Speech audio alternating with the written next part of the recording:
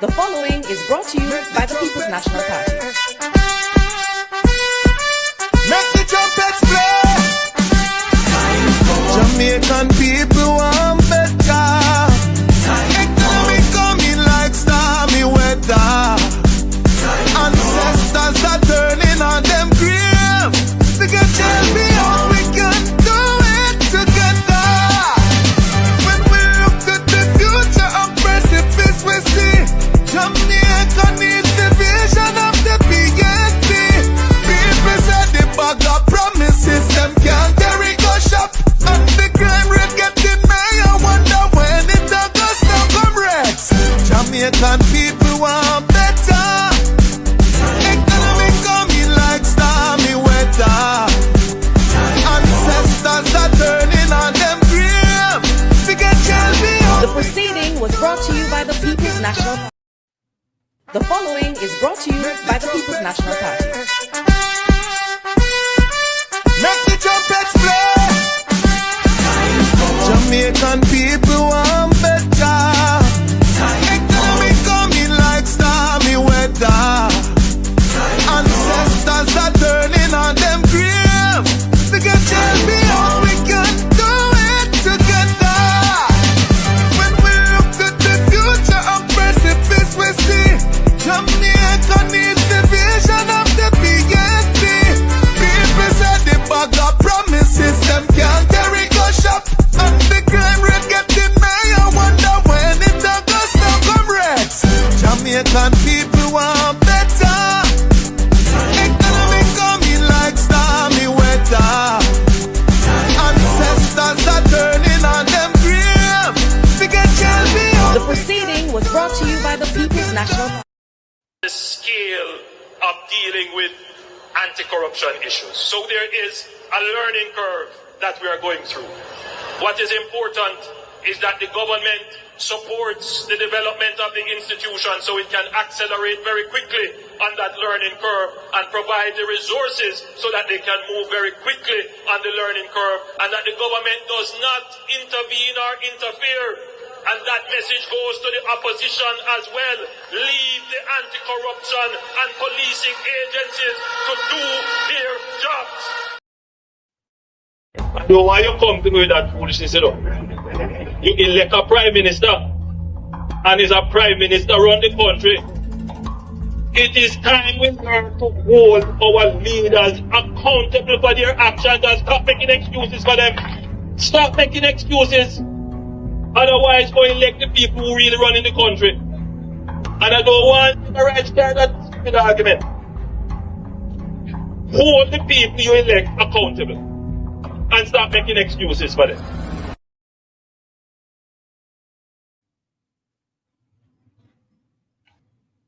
Hello, welcome. Happy Friday.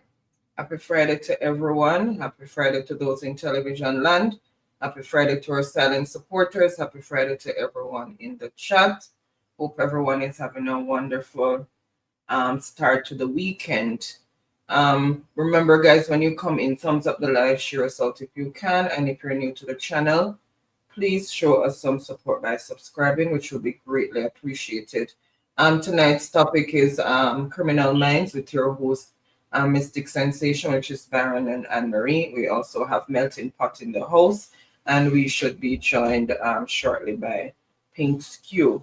Let me just quickly welcome those in the chat. JP, Nervlin Campbell, Freedom, Ruthlyn Matthews, Dorothy McCoy, JP, oh, just said JP already, One Indian, Ricardo, Rosa, Junie Harvey, Carol Johnson, Cecile Phillips, Dorothy Richardson, Burris White, Lorraine Taylor, Beverly, Tampo 1960 TV. Welcome. Without any delay, I'm just going to hand over to Baron. Hi, State Miller, welcome. Bless up yourself. And special shout out to all our moderators and also to our channel members. Really appreciate the extra support. Sonia Ellis, Georgia Williamson, Driver A, bless up. Angela Thumbs, bless up yourself. All right. Babes, thank you, wifey, for that wonderful precursor as usual.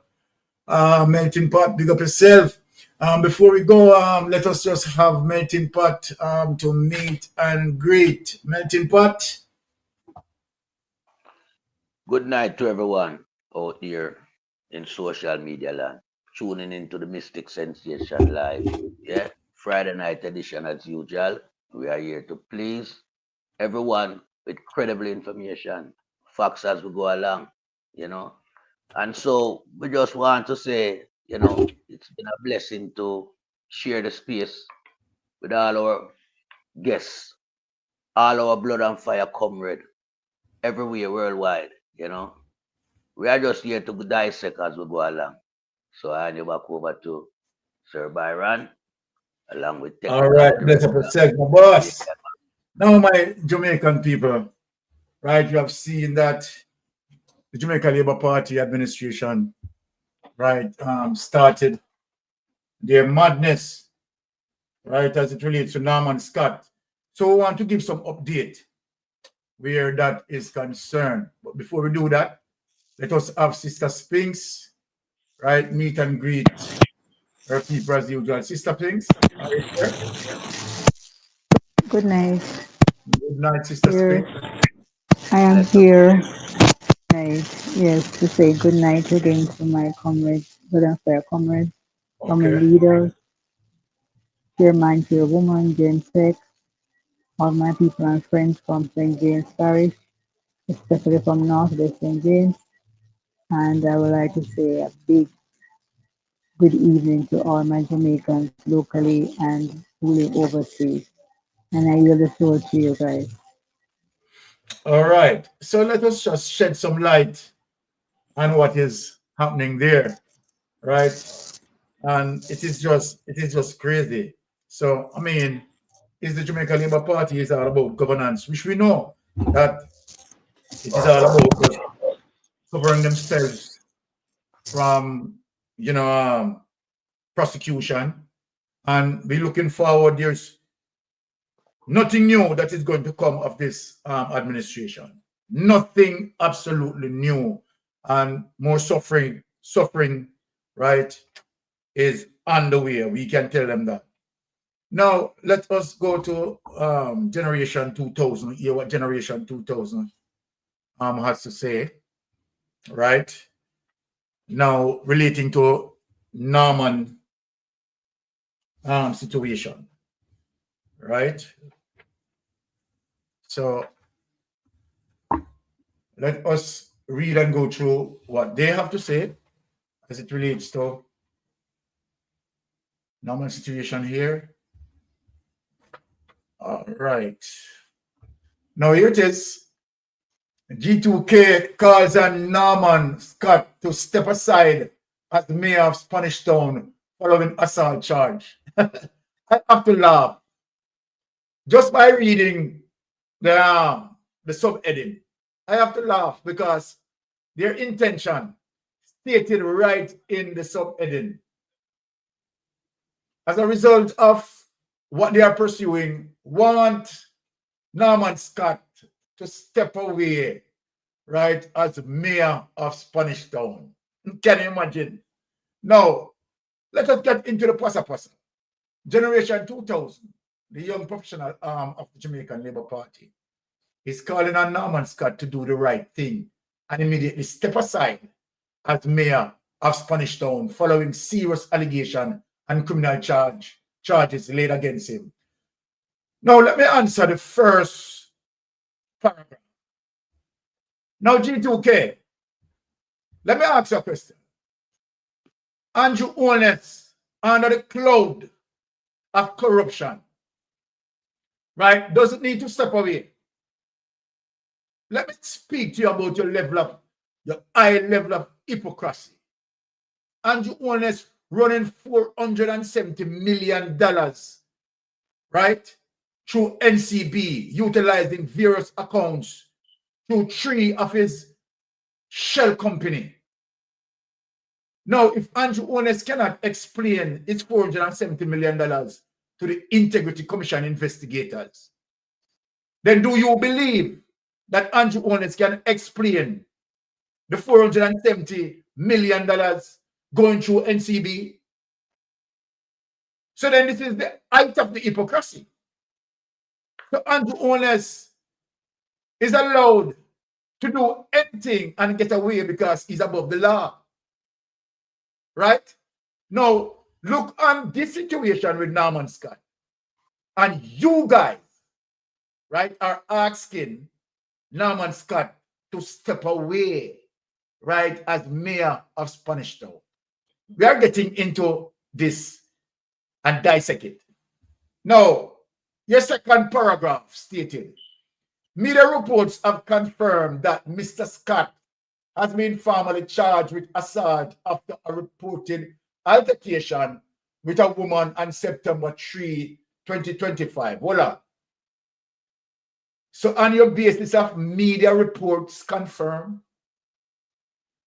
what happened to investigation? Right? To find out the clarity of the matter.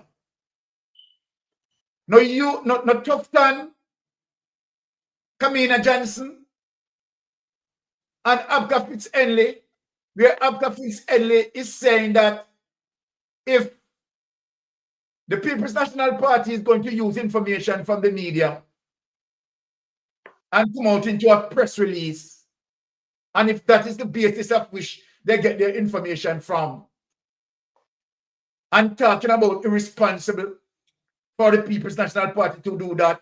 So let me ask you, how you say right as now? No media reports are saying. How about the bang around this? G2K, why you say yourself? Then why Abka Fitz-Henley, right, accusing the People's National Party to be taking information from social media? Why you have yourself in your second paragraph? Media reports have confirmed that Mr. Scott has been formally charged with assault after a reported altercation with a woman September 3rd, 2025, during the recently held general election. Right? And hear your judgment now. Remember, I know, he has not been put into a court and where the court find him guilty. But this is you now without due diligence. Hear the judgment that you are passing now. Such behavior is deeply troubling and unbecoming of anyone who holds public office. So let me ask you something now. The one who take the chair, our name again, Melting Pot, the one who take the chair and beat the woman. Judge Wright. So then Judge Wright now reset the run. G2K. No, Judge Wright recently run and will accept Judge Wright back in a parliament. Here what you say for G2K? What make no sense. Uno say uno shited. Uno say. You understand? Uno shited. A crab brain enough. Remember, say also Dalrymple found guilty, you know. By her own confession. And you people accepted her back into the parliament, you know. You don't look on the level of hypocrisy, you know. Here you know. You understand? I want to know what you asked about Dalrymple and Judge Wright. Here what you have to yourself. Such behavior is deeply troubling and unbecoming of anyone who holds public office. So then hold on there. Judge Wright no hold public office. No. Dalrymple no hold public office. Hold on. Andrew Holness no hold public office. Let alone someone entrusted with the leadership of one of Jamaica's major municipalities. And major municipalities you talk about? You talk about major municipalities? What happened to those who plead guilty of a crime and still in parliament? What happened to Dalrymple? So we're going to show you up. You understand as it relates to your level of hypocrisy, you know? You understand what I say? It's a lucky thing that we are on social media. What's this now? This latest development further compounds Mr. Scott's poor judgment and failure of leadership. Let me ask a question. Any of the legitimate institutions found this man guilty? For you to pass in judgment on this man? What happened to Dalrymple? which our legitimate institution as relates to the criminal justice, who found Dalrymple guilty. What Dalrymple there? Dalrymple not the back in our parliament. Why no? Hey, listen, my name not going at this. Take with this here, man. Why not going on one business? Ask about one mess. Unnecessary mess up. Eh? Unnecessary mess up. You mess up so bad that you don't see the sins and the destruction that you people are creating. But you leave from over your house and I look over your neighbor house and I criticize the neighbor and you don't realize all of the mess what they in of your house. Eh? Such a behavior you claim is unbecoming. Remember, Norman Scott has not been put, right, into the court and I'm charged and found guilty. Now, Dalrymple, who put into the court and confess of her crimes, what you have to say about her G2K? What you have to say about her G2K? I want to know what is the situation that you have. Now, let me just bring Sister Spinks in the space, right, to answer this sort of behavior, right? Let me just put Sister Spinks. Sister Spinks, what you have to say about that sort of hypocrisy coming out of the Yeah, G2K? man. Thank you, Uncle Byron, because they have a long list.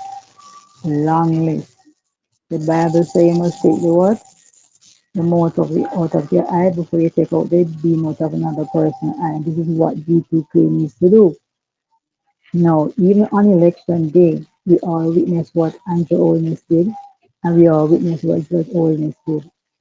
So how come they never, G2K did not address those their leader, their leader, and their former Speaker of the House of their actions? Where is their rebuke? Where is their criticism of their behavior? You understand me? And when you think of Norman Scott's defense, it was a fact that he was attacked by a mob of labor rights that day, and he defended himself, and just accident, by casual accident, the woman was touched. So it was no, it, they don't have a case, they don't have any camera witness evidence, they don't have any just the words of someone against another person. And we see the same trick being played again when they tried with our comrade brother in St. Thomas, there when they tried to create a court case for him when he was campaigning against their person over there in St. Thomas. They tried different things and even tried to put things in a man's car while the man was inside his house. Look at You that. understand me? So they try to plant evidence and they try to create all this drama. Just like when you had the two incidences where gunshots were fired at their meetings and they automatically, without a police report, blame the PNP. So they try to do things to this. We all remember even childhood. They try to frame us everything. They try to, you know, implicate us in one way or the other. This is why as comrades, we have to be vigilant and be careful of who we have in our inner circle. And we as comrades have to choose who we keep in our company and around us. Even when you're Thank you. campaigning, you have to be very careful, comrades, of everybody around you. Be aware because they will send their little people to do whatever to disrupt us and try to create drama. The JLP remind me of some people in society that love drama kings and drama queen, and everything is about them and everything is about they have to be the center of attention at all times. So that is how they are. And we Oh, cannot fall for their tricks. And we have to have our antennas up at all times, both common sense antenna, spiritual antenna, wisdom antenna, intelligence antenna and your educational antenna have to work together to be aware of what these dirty lab rats are about in trying to conquer us because they are so devious. Everything they do is so devious and bring us down as honest representatives of the CNT.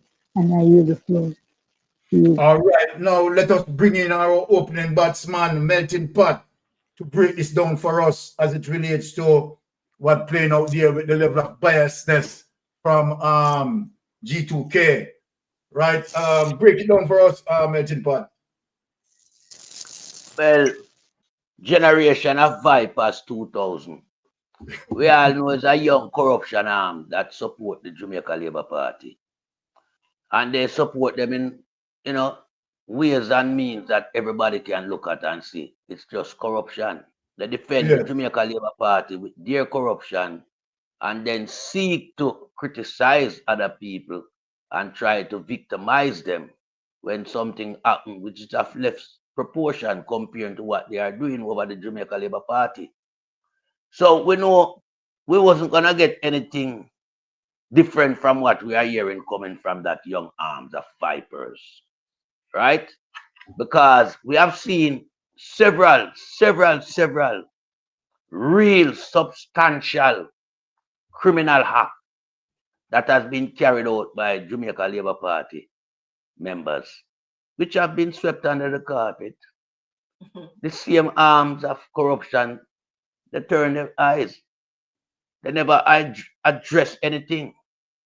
Because I want to just, make mention of the fact that this is just something that they are trying to whip up a storm, because they want to find some ways and means to pin something on some credible people from the People's National Party. Now, in a case of what took place on election day, we all saw how boisterous the Jamaica Labour Party supporters were. They were very intimidating to the People's National Party supporters. And in a case of what took place, in an altercation, people have to defend themselves. No one is going to stand up like a mannequin and let someone, abuse them physically. So if Mr. Scott have to defend himself, he have to defend himself. And in a case where it's a female who it is alleged that he assaulted, because we don't have any evidence, we don't see any footage. This is word of mouth coming from a corruption arm. Yet we have to get clarity on the matter. And for this generation of Vipers to come out and categorically say that Mr. Scott should step down because of media circulation.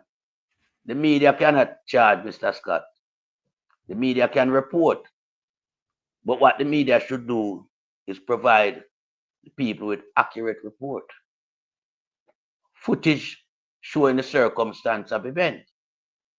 Now, if we had seen a footage where on that day in question, Mr. Norman Scott, went in pursuit of a female and, assaulted that person, then there would be reason for him to step down.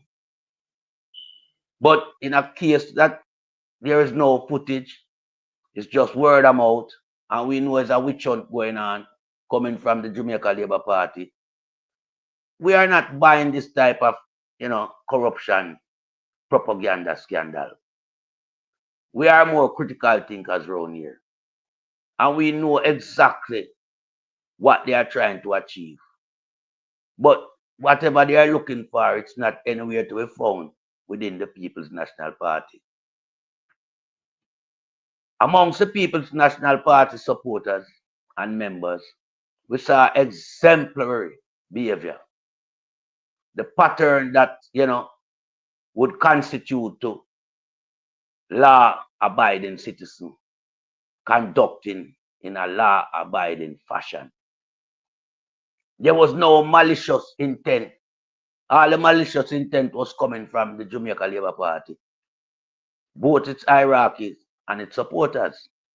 But I want to call a few names that, you know, simple fact of the matter that these names were not mentioned by this generation of young vipers 2000.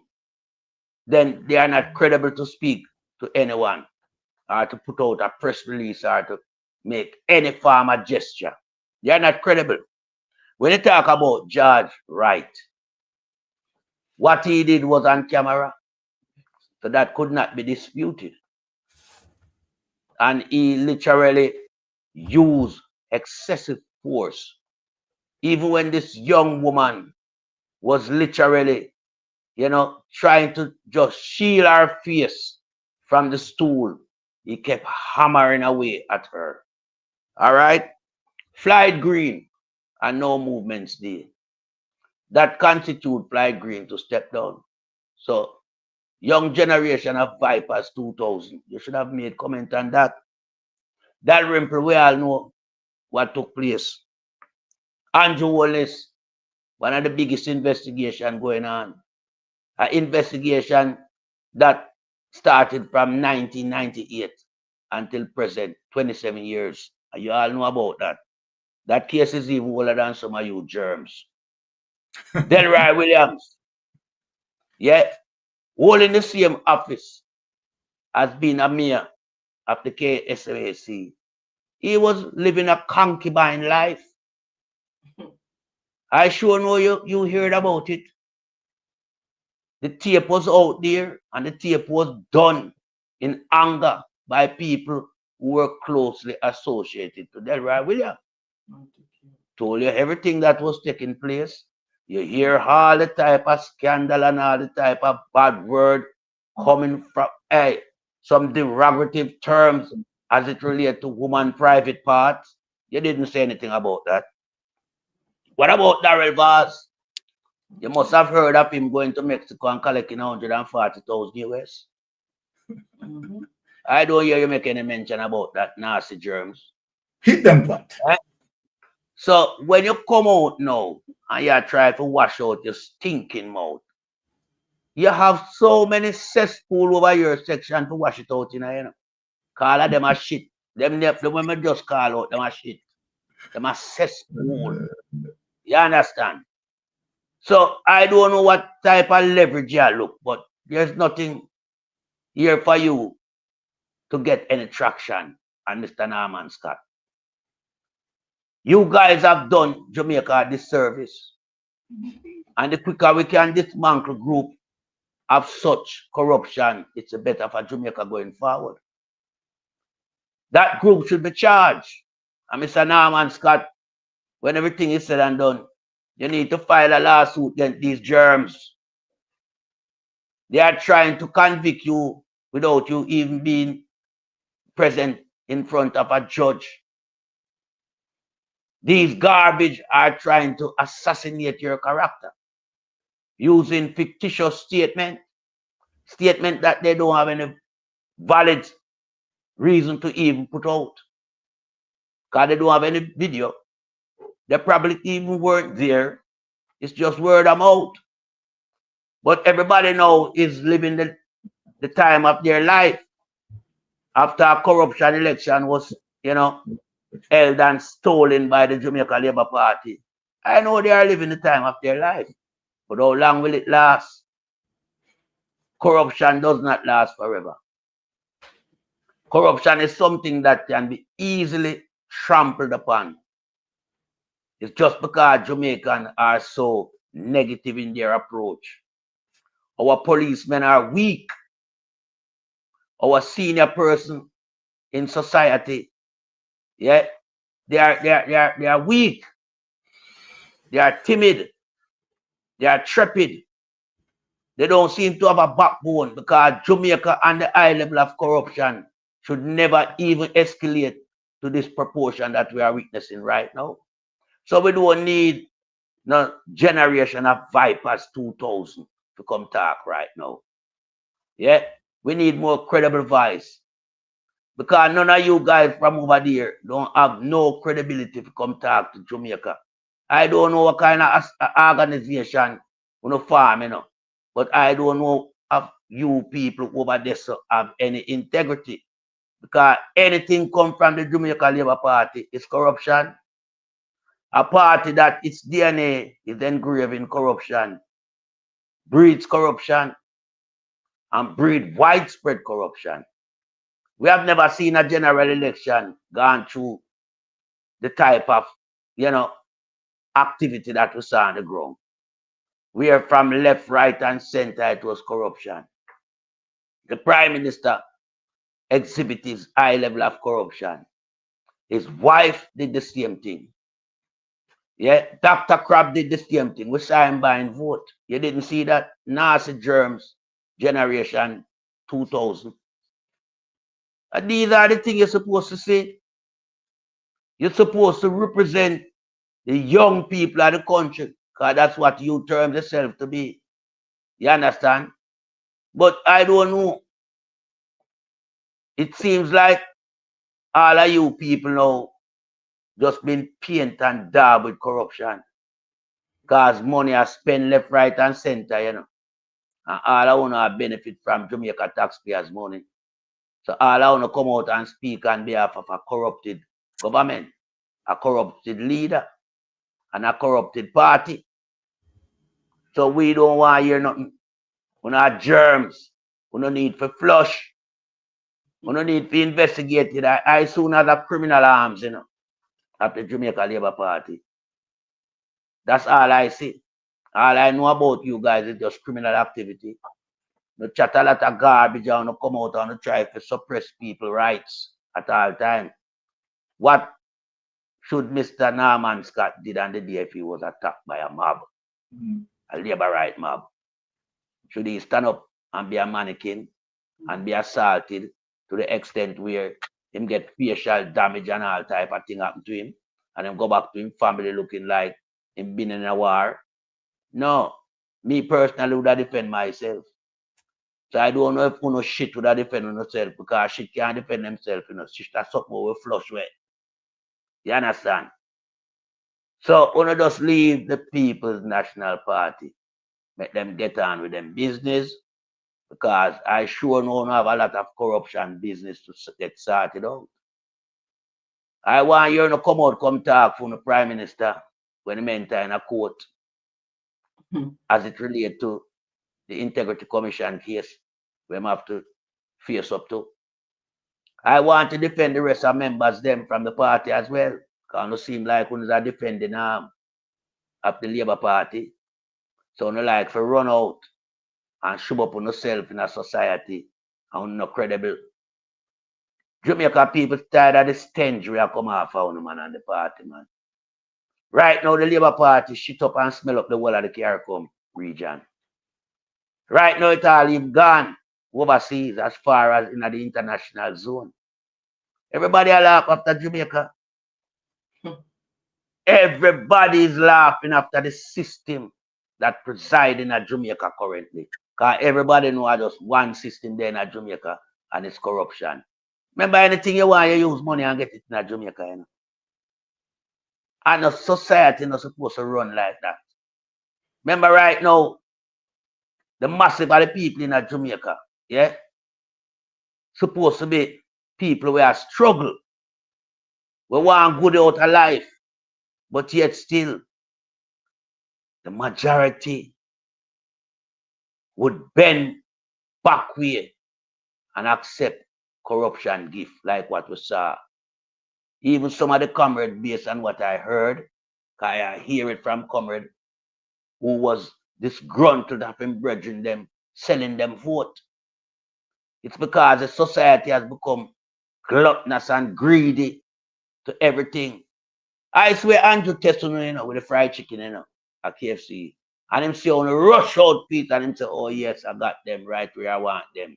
I have them I rush the fried chicken, so which is only 2 pieces. But them would have do for 20,000 and 50 and 70 and 100. So him know him did have no. But how long can it last? The resource him give to all them bus when I roll out and talk about a mobile unit. We never see him have no mobile unit yet. But all of a sudden come election time, mobile unit was available. You understand?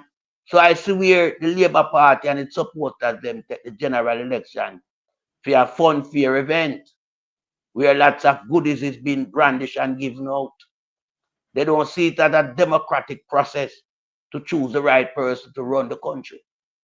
So everybody now is all bent on receiving corruption gift. But I want all this come going next month and the following month. I want when Christmas come, him still have the mobile unit and go around and I see the people who need something on them table for Christmas. Dog, them on a supper. That's why I call on the diaspora and them for hold back on the money. The borrowing of a cent come going, you know, not have enough. You can't wear, they all close them this December. And member no say, you can't find the GLP office them and go collect on a gift voucher.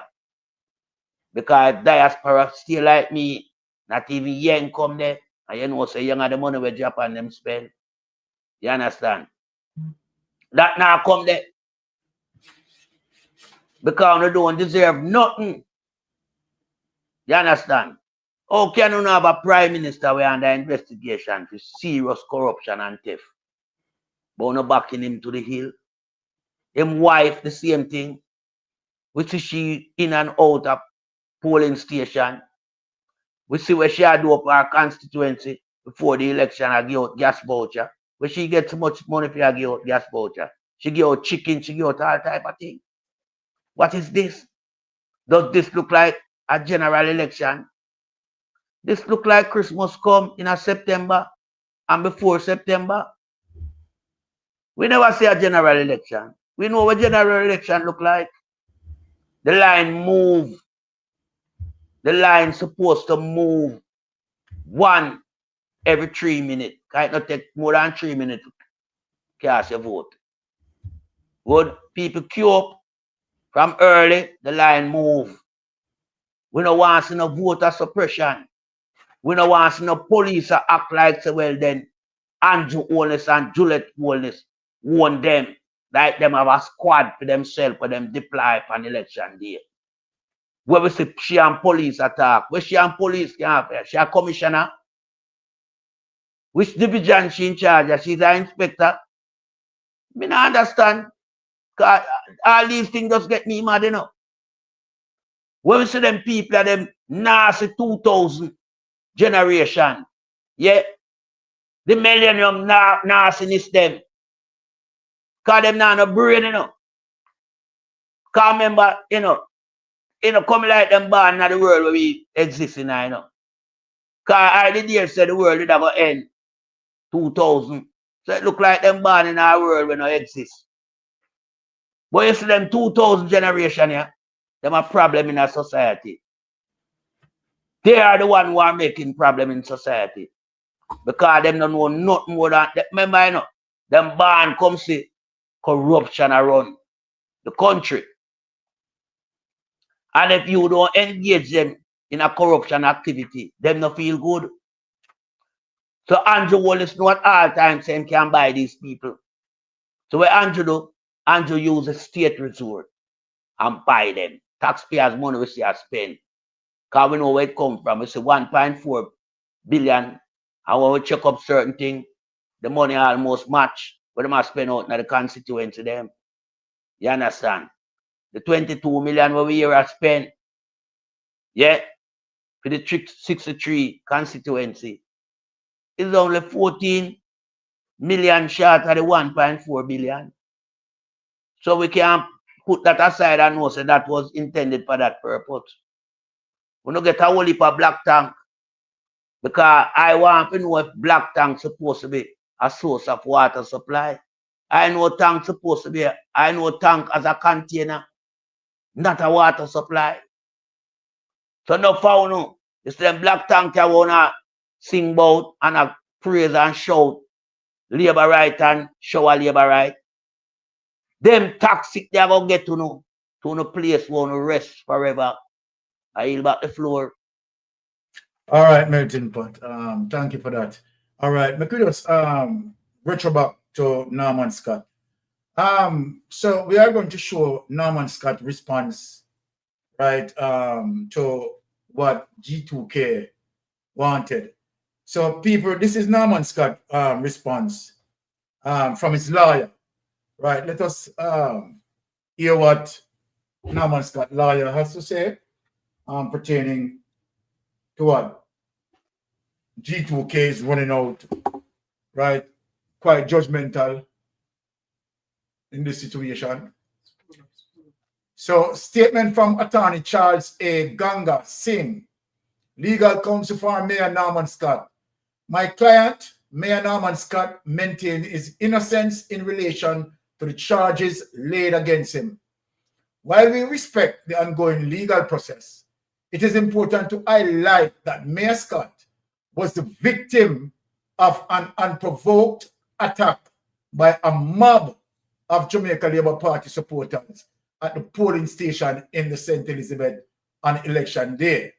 It is curious and frankly troubling that the police report circulated publicly made no mention of this because they are working for Andrew Holness, right? It's just corruption, the level of corruption as relates to, right, Andrew Holness extended arm, right, just poison most of Jamaica institutions, right, as it relates to his level of corruption, right? The sooner this man is out, trust me, and it is so horrible to know that we have to spend some more years, you understand, before we try to send him to prison, right? Trust me, it is so toxic on Jamaican people, and a lot of Jamaican people are having stress right now, just to the mere fact that he is still in government. That is how toxic Andrew Holness is. A minority government, you understand, the majority did not vote for Andrew Holness. So you can imagine how the majority of Jamaican people are feeling in this regard.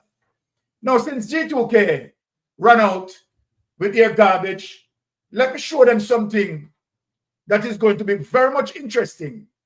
And this is the year that we are going to start to begin to put them in prison. So G2K, watch me. Look where I am going right now with you, G2K. This is what you need to concern about. This is how we are going to send you people to prison. Remember we told you, one by one, you are going to jail. Let us bring up this document and show G2K, right, that the trial begin. Now G2K, the trial begin. Now let us look at this. Court throws out Pinnock's appeal of High Court ruling in 50 million fraud case. And this was heard March 3rd, 2025. So look what happened now on G2K. Former Caribbean Maritime University, CMU, President Professor Fritz Pinnock has lost his appeal against the High Court, ruling that there was no bias in the Chief Parish Court judge's ruling that he and his co-accused, including former Education Minister Rural Reid, have a case to answer in a multi-million-dollar fraud matter.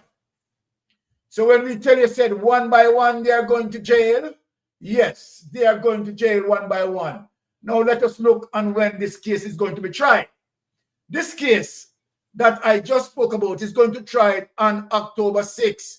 Trial date has been set in Kingston and St. Andrew Parish Court for Pinnock and his co-accused. Remember, I told you, Jamaica, right, that whenever I am one of the persons who will always defend the judiciary. So this case escaped, right, Paula Llewellyn. So this is out of Paula Llewellyn and this is now into, you understand, the court, into the judiciary. And this is where Rural Reid, Fitz Pinnock, right, is facing now real danger. Paula Llewellyn has no control of this. And this is what we are talking about, people, that when the case, right, put into the judiciary, people are going to be disciplined people, I want you to watch this case, right? October 6th. Now, the Court of Appeal, however, dismissed the appeal on Friday. But attorney Hugh Wildman, who is representing Pinnock and Reid, told the Gleaner that he will be taking the matter to the United Kingdom-based Privy Council. No, Mr. Wildman. Mr. Wildman, Jesus. you know, Mr. Wildman, you know, some sensation respect here, you know. But Mr. Wildman, I can tell you, this is a losing case that you are going to take to the Privy Council. No, Mr. Wildman, right? He's going to stand. You understand? Trial. We are saying that there is a constitutional issue here. No constitutional issue, Mr. Wildman. A judge cannot make a pronouncement on a matter, and having made that pronouncement says he's conflicted, and that stands. Of course, the judge can do that. The judge being fair in his judgment. The judge said, okay, right, made a pronouncement and said he's going to take away himself as it relates to the fact that him and Rural Reid had went to the same school. Right? And as such, the judge just did not want anything to do with that. You understand? Pass verdict and send it on to someone else. I think that is appropriate, Mr. Wildman. If a case put to me, if I'm a judge, and that may involve one of my family member, friend, or cousin, or whosoever, based on that association, that can sense conflict of interest. So what I'm going to do, as like what the judge had done, recuse himself. And the judge is correct, Mr. Wildman. Right? The judge recused himself and passed it on. So it cannot, if a jury had said that, could that verdict stand? He questioned, no, that is different, Mr. Wildman. You're a big liar, you know, but that different. Now, when a jury has to make a rule on a particular case, wouldn't that the jury would have heard all the submission, would have heard all the statement, right? And so then if the jury now is going to make a decision, would have made a decision based on what being transmitted throughout the court as it relates to witness and as it relates to the defendant and the person who is bringing the case. Both men had taken issue with Chief Parish Judge Chester Crooks, February 2021, ruling in the Kingston and St. Andrew Parish Court, and had sought an appeal. However, Reid withdrew from the matter last April. The parish judge, after making the ruling, had indicated that he was recusing himself, of course, Mr. Wildman, nothing wrong with that, from the trial because there might be a possible case of conflict of interest. So, Mr. Wildman, what the judge did wrong? What the judge did wrong? The judge, right, passed on the case and said he is not going to be the one to try this case because of the association with him and Rural Reid. That's why we are saying that when it comes to our jurisprudence tight, the judge make an informed decision, a knowledgeable decision. Because the judge realized that, okay, here's a case that put in front of me, right, that I expect to bring this case to trial. However, I am going to recuse myself, reason being, as a result of an association. Because I know Mr. Rural Reid and I went to school together, might be in the same farm. And so then, right, if whatever judgment I am going to make in this case, you understand, someone is going to might be bring it up later and said, no, right, this is biased because the judge knew Mr. Rural Reid, right, and they went to school together. Isn't that can be an implication, Mr. Wildman? Talk to me about it. Talk to me about it. But I think that the judge may have done the right thing. Let me just go to the panel and see if the panel, right, would have agreed in terms of what I am saying. Now, opening batsman, let me ask a question here. I'm glad that Roy Reid is going to face the court. Well, he has faced the court. I'm glad that Roy Reid is going to be tried, opening batsman. The issue here, opening batsman, that the judge, right, did not want to pursue with this case into trial as it relates to him being that judge. And having to hear the case, the judge decided that as a result of my association, right, knowing Rural Reid, right, because we both went to the same school, wouldn't that, I'm just asking a question, Melting Pot, would that be some conflict of interest? What say you on the matter? Let me just bring you up here. That would be definite conflict of interest. And I mean, whatever the outcome of that trial, yeah, if it work against the person who bring the case against Mr. Reid and Mr. Pinnock, right? They would say, well, boy, the person compromised the case. Because I know them, so I let them go. So what the judge do? The judge recluse himself from the case. That judge did the right thing. So when Mr. Wildman now look like him wild for true, you know, I would think that him can carry a case like this called London Privy Council and win. Him not no chance. Him coming like snowball in a ice. Out in a sun. Do you understand? Exactly. Him don't have a chance. Because I mean, this case with Pinnock and Reid is a long-standing issue where we know the DPP try to use statute of limitation to get them off of them charge. We know that. Long time Reid for charge, long time Pinnock for charge. Long time several people in our society will commit some crime for charge. The DPP, the former DPP, she has kept them in a civilian status. Them should have been in a prison life. So I know if you have facts, I would have liked him to go a Privy Council. Because that would be another, you know, circus with them type of people. Because remember, you know, there is nothing up that is substantial enough to save Pinnock and Reid. Nothing. Remember, everybody know about the 55 million from education. People know about the maritime money we're missing, where Pinnock involved in it. Because them feel like well, education is a sector where them supposed to ravish. So anything to do with upliftment with people brain, them tamper with it. You know?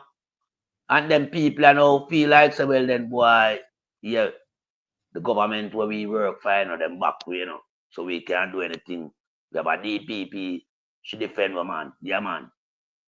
We're good man, and we have a statute of limitation, we protect we. You understand? No, it's a different time now, you know. The glad Strike 5 go and rest. But PRD will come to one by one, everybody shall go to jail. Tell them. Corruption is something stain, you know, it's coming like blood stain. The DNA easy to identify.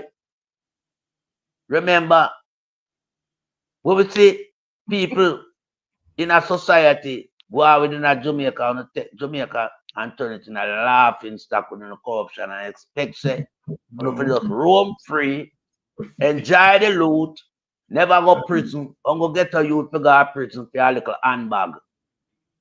But we don't have to go for a big loot. No, man.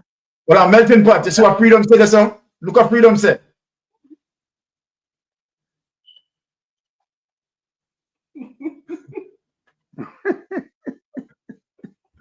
A serious thing.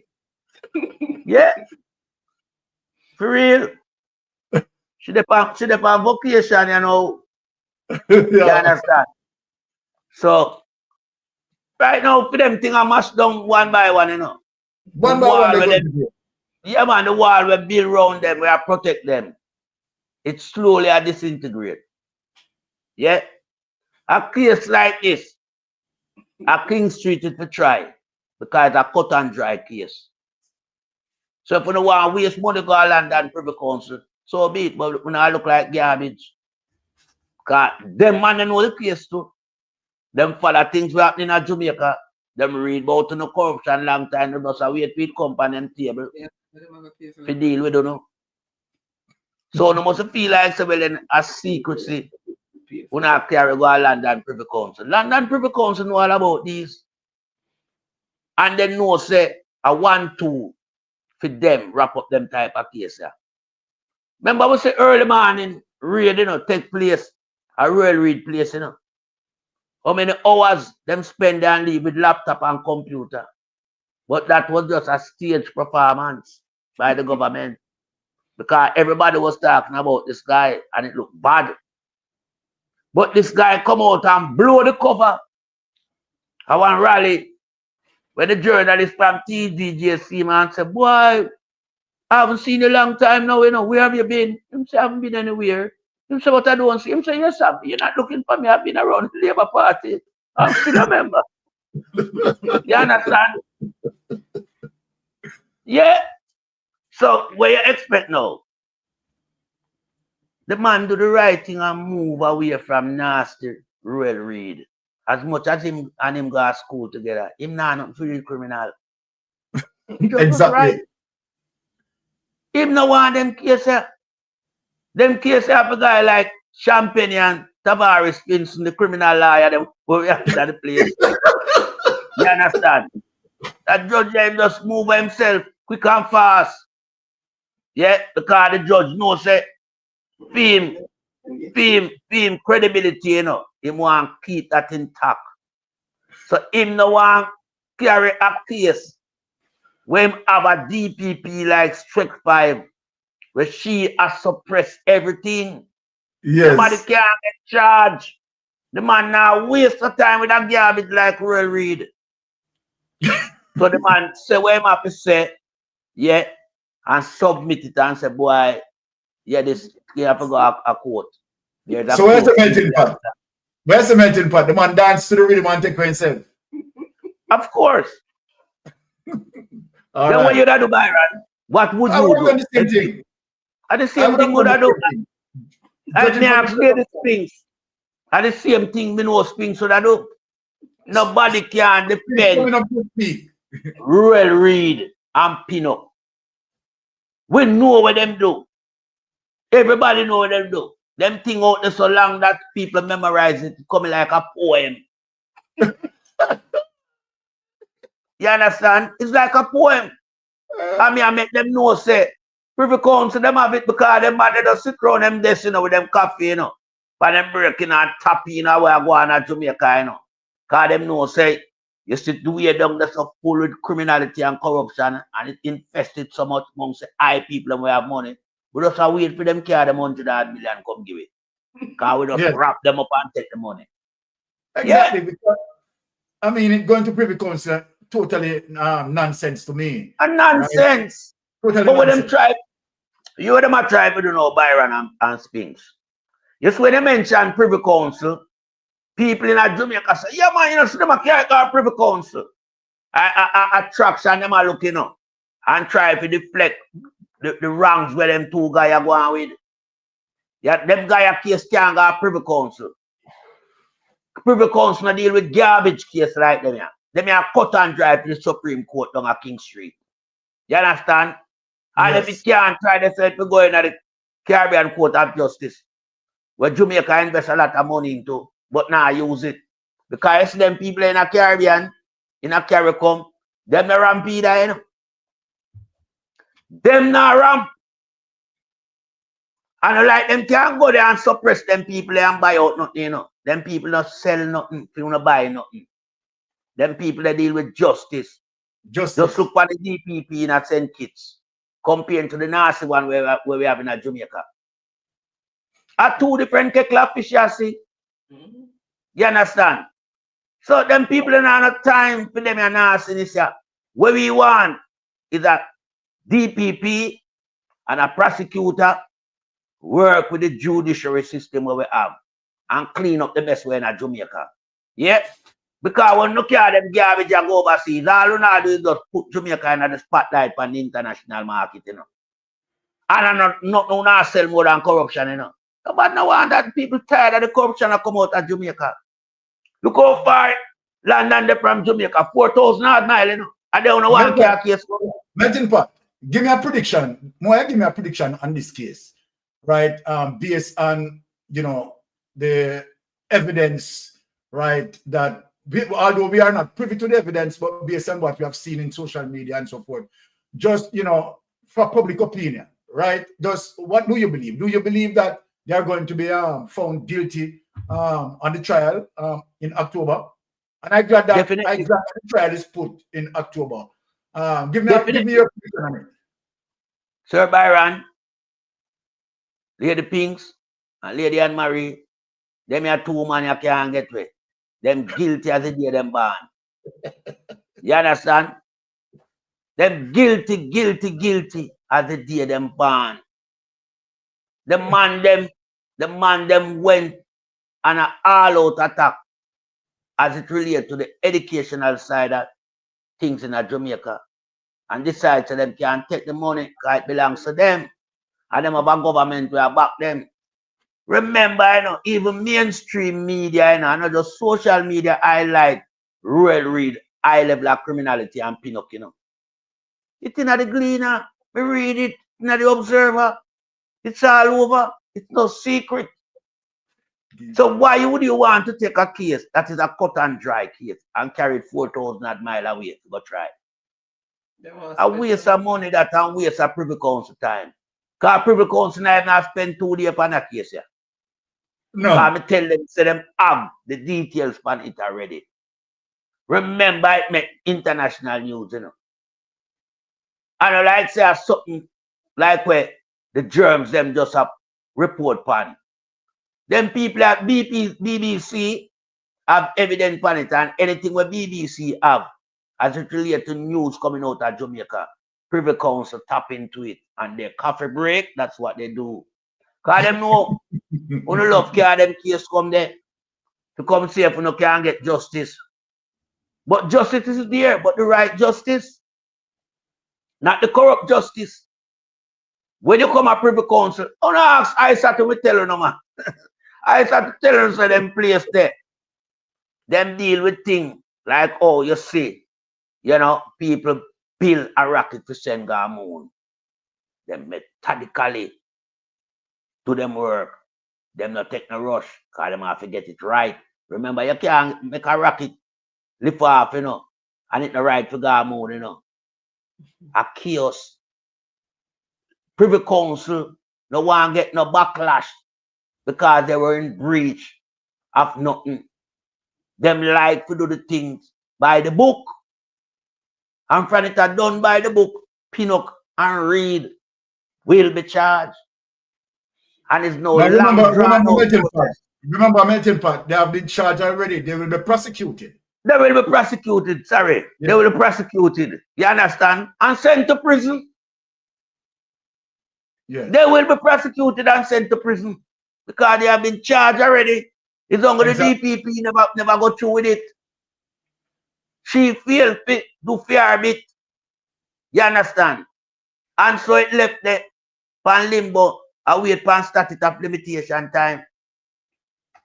At that she have the case that wait for them. But me know, as I've been saying to people all along, the Westminster model, all 100 years, if you're alive, them fine you and charge you. So I can't understand why that model don't exist in Jamaica. What is the statute of limitation? Can you have time that rub out a crime? Get rid of it by just time? Then we know we'll find a cave and go dig, man, and bury myself. I don't want a year old, you know, to give me oxygen down there, you know. Me don't need for surface. Me just down there and wait till my 5 year or whatever time run off. And I come up back. Remember, you can't do nothing, you know. But me not see them thing I work for the ghetto youth. So I want to know why it work for them big white collar net criminal there. 50 odd million. Corruption, man. Eh? Come on. We have to stamp out them things. So I want to carry a case like this. Carry come a London Privy Council, because no shall be the laughing stock here in a London Privy Council. Strike 5 undergo that procedure. You can't ask her or taste the medicine. The machine will not know yet, you know. So you can't ask her what it feel like to be humiliated in a London Privy Council. Because that's all you know look for. And I yield back the floor. All right, let us bring in Lady Sphinx, right, to hear her take on the matter. What do you think, Sister Sphinx, as it relates to, right, Mr. Human putting this case to the Privy Council? And remember, I know, Mr. Human putting this case to the Privy Council is more money for Mr. Wyman, right? That's Mr. Human, Mr. Wyman, right? So, Sphinx, go ahead. Not hearing. Not hearing you, Sphinx. Not. She's not muted, but her pipe.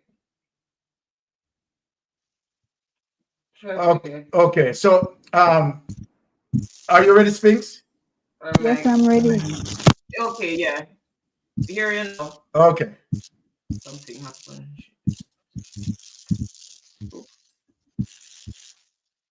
It's gone again. Our system is. Your mic is gone again. Okay, your mic is gone again, Sphinx. Your mic is gone again. All right. Wait. It's not muted. You're not muted. Your mic is gone. Something wrong with it. We are not hearing you any at all. I should try. All right. Yeah. I'm hearing. You hear me now? Yes. Yeah. You hear me now? Okay, let me keep this right here. All right. The principle I was raised with as a child by my mother, one of the principles is that I must worry about it. So it is. Yeah, just put it on a little bit. That's all. Speak now. Yeah, I must worry about the dirt that cannot wash off.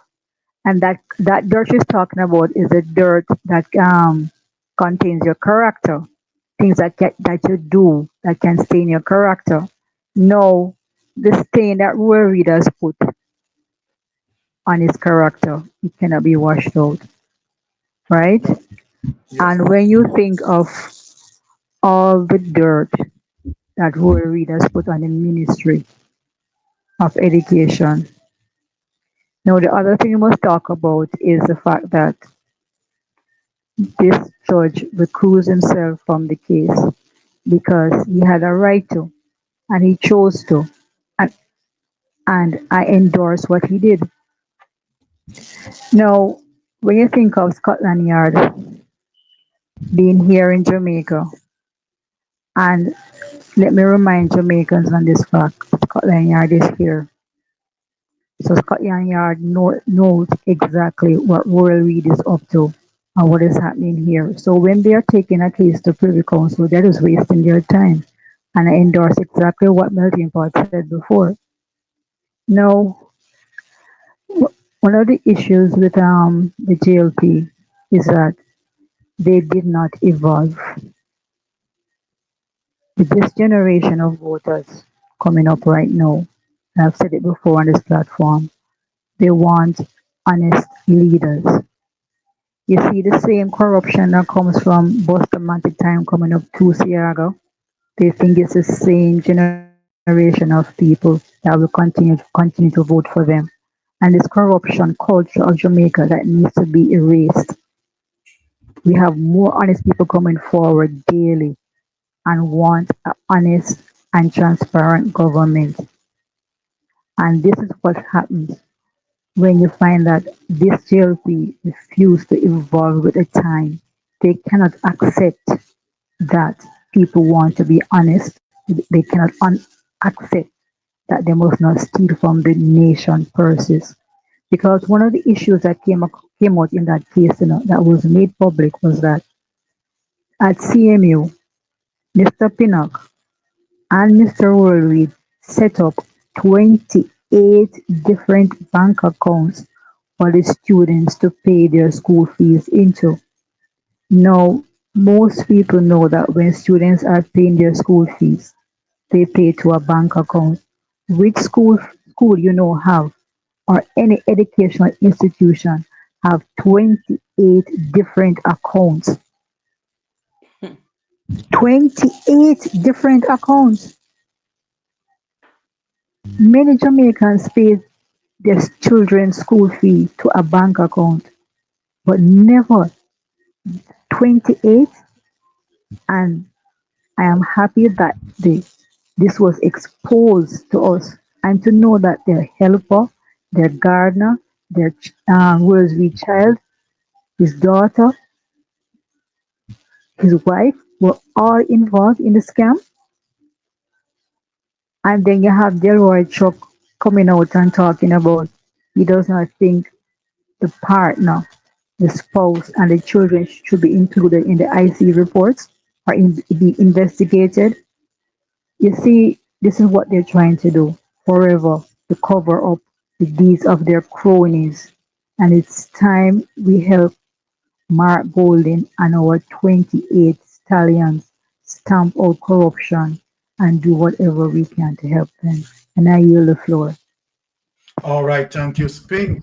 All right, for that. Now, my Jamaican people, I want you to follow me tonight in terms of where we are going, in terms of understand the level of criminality, in terms of GLP, right, being a capitalist, right? But this time what we are going to zoom in on, crony capitalism. And I want you to listen tonight in terms of what I'm going to present, because what I'm going to present is going to shock many of us. I am going to show you how it has been designed as it relates to some of the world apex financialists who design a system in order to make us fail. And when you listen to him, you will see why Michael Manley was attacked. And you will understand why 3 attempts made on Michael Manley's life. I have this collection to put out, but I want to wait until the level of maturity in terms of we understanding certain things where I'm going to unleash these information and show you how and why the People's National Party fight so hard to bring this nation up to par for future generation to be benefited. And while the People's National Party doing that, the Jamaica Labour Party try to crush it. So it is not only Rural Reid that attack our education system. Also, Darrell Vaz attack our education system, telling lies as it relates to the $1.4 billion, right?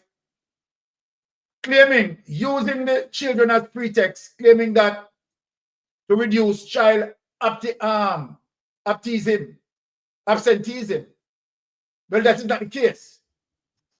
The money did not use to benefit the rural school bus system.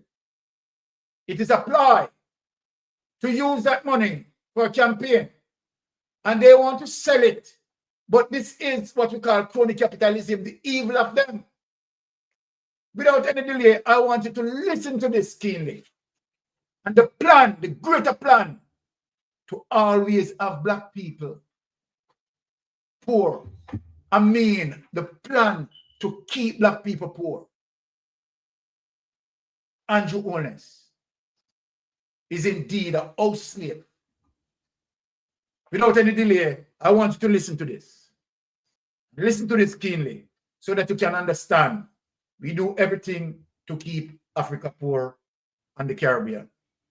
We do everything to keep Africa. Africa, historically, sub-Saharan Africa has been fundamental to the global prosperity of the advanced countries. Okay, and Africa had a role to play. It has a role as a raw material producer. We will not allow sub-Saharan Africa to escape that.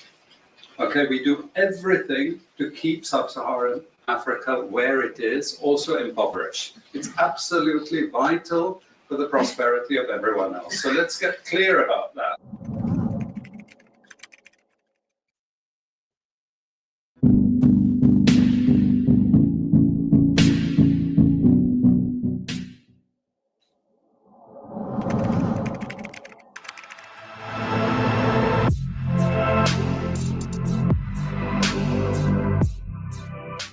What I'm going to try and do is just give you some charts and a couple of tables just to paint a little bit of a picture that you already know.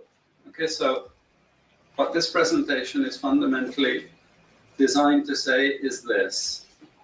Africa, historically, sub-Saharan Africa, has been fundamental to the global prosperity of the advanced countries. Okay, and Africa had a role to play. It has a role as a raw material producer. We will not allow sub-Saharan Africa to escape that. Okay, we do everything to keep sub-Saharan Africa where it is, also impoverished. It's absolutely vital for the prosperity of everyone else. So let's get clear about that. Okay, and this means all the economic structures, all the global institutions, and the economics we teach everyone is all designed to keep Africa exactly where it is. And whether it is Europe or US or now China, it's always the same. We need Africa to be impoverished because we need those raw materials and we need them dirt cheap. Okay, so that's the message. It doesn't mean to say that there's nothing Africans can do. Of course there is. Okay, but this is the opposition that they're fighting. This is what it's about. Because if Africa does do something different, I assure you living standards of all those in Europe and North America and Asia is going to fall. Okay, and that is a big price to pay.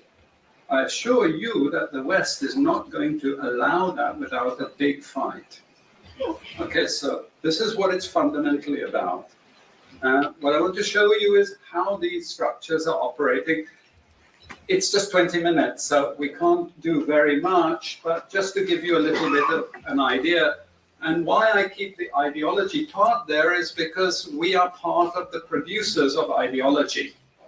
At universities and academic institutions, we are complicit in this whole enterprise. Okay, so the job of many Western academics is to convince Africans they have to keep doing what they're doing.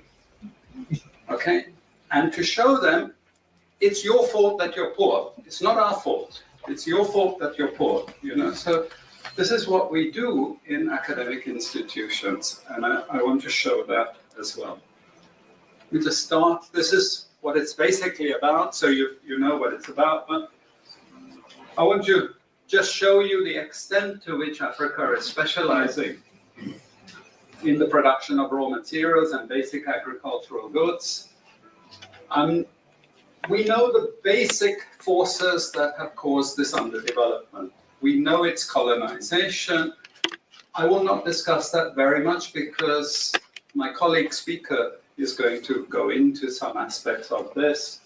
But I do want to discuss the global economic structures, the global financial institutions, and economic ideology, briefly, to give you a flavor of those.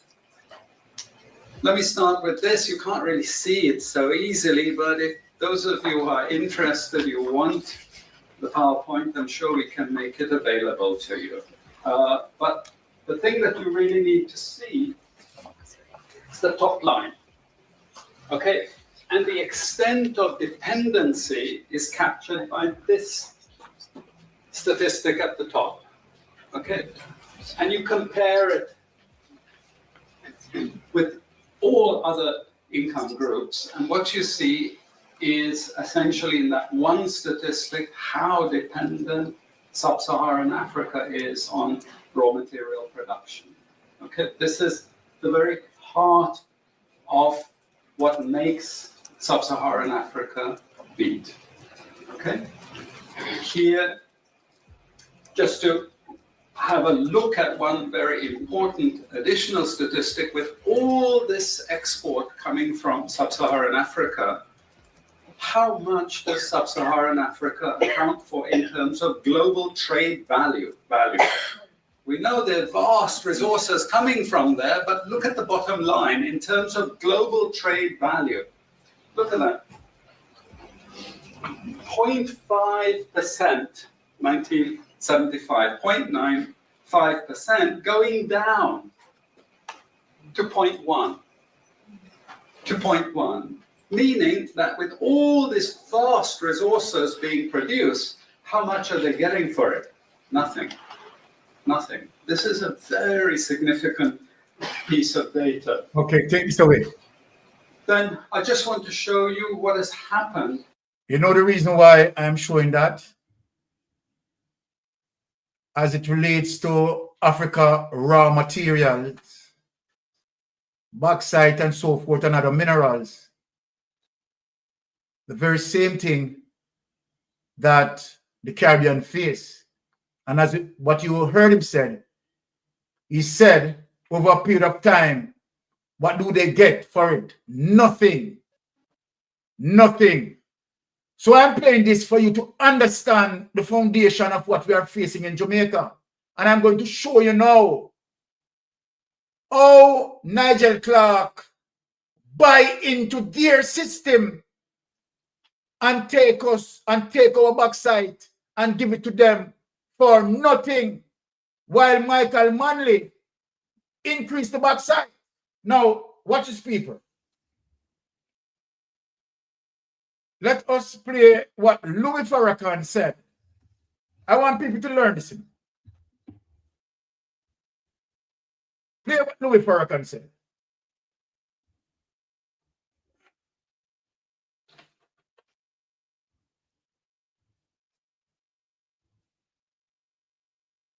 Even down in Jamaica, I'm skipping, they tried in 1976 to organize a military coup to overthrow Michael Manley. In 1976, they supported attempts to assassinate Michael Manley on 3 different occasions. The little man who led Jamaica, who spoke at Savior's Day, was such a threat to our government that they attempted 3 times to assassinate the man in 1976. So later, they found a way to get rid of him through riots in the street over food when they cut off assistance to Jamaica. This is America. Okay. Let us show you what Farrakhan is talking about and why Michael Manley have gotten that fight.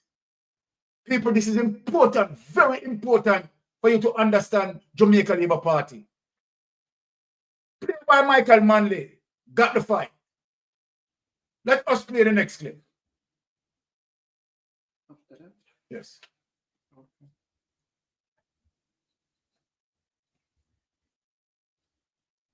Let us look at this, people. And we are going to understand where Jamaica Labour Party is coming from. Play this. What was Michael Manley's policy regarding bauxite?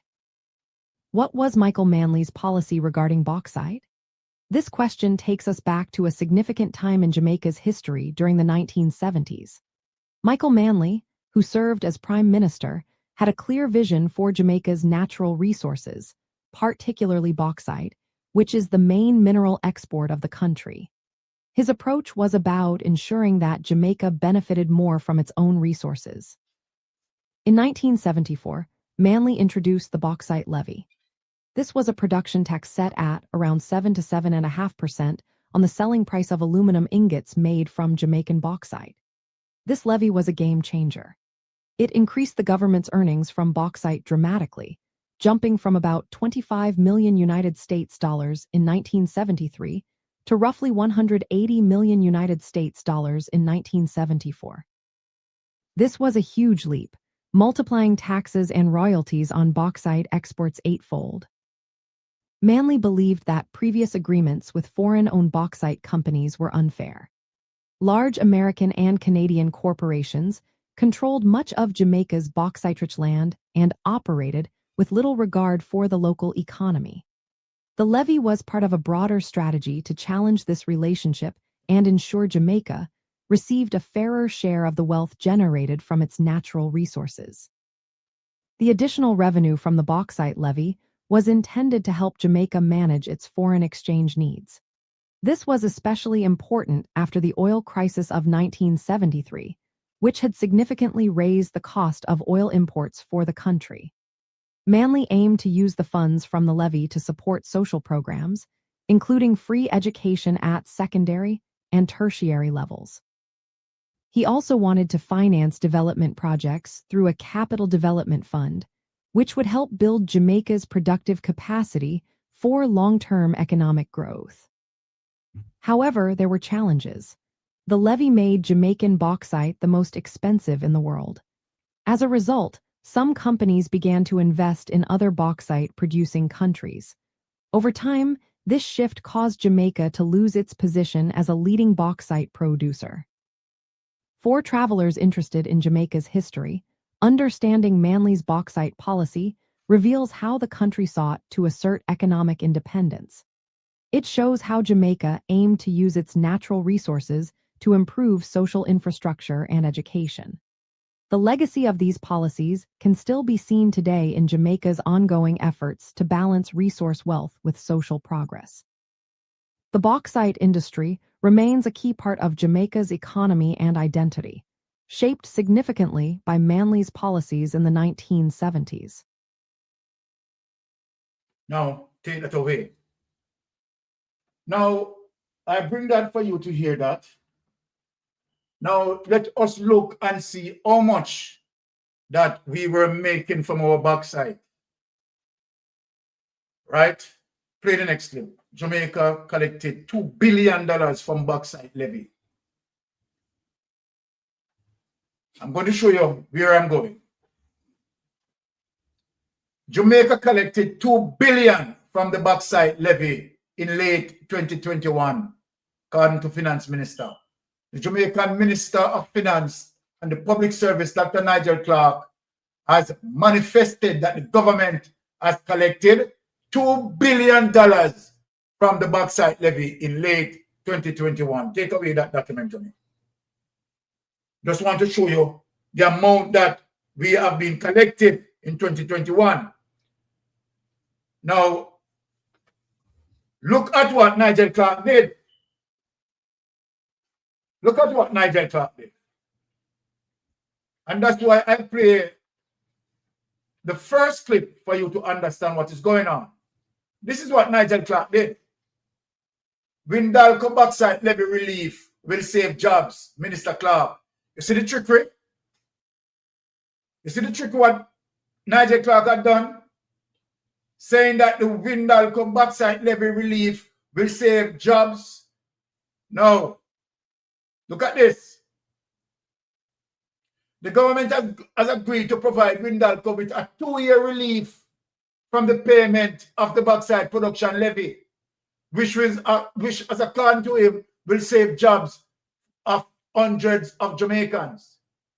Jamaican will forego an estimated $10 million in levy payments from the company over the period.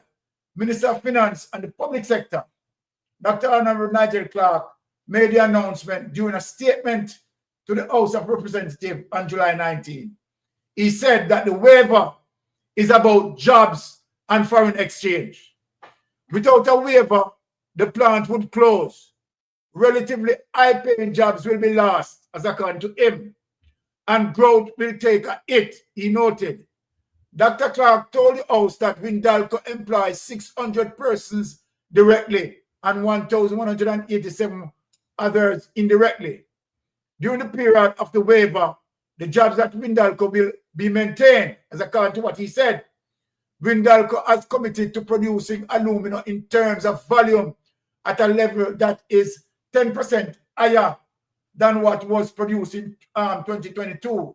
We will also see during this period to revise the bauxite production levy regime to make Jamaica more competitive in this industry. The minister said, take that away. So what happened? Nigel Clark had now zeroed the levy. So here you have people now, right, getting the benefit of our bauxite, right, and not paying anything.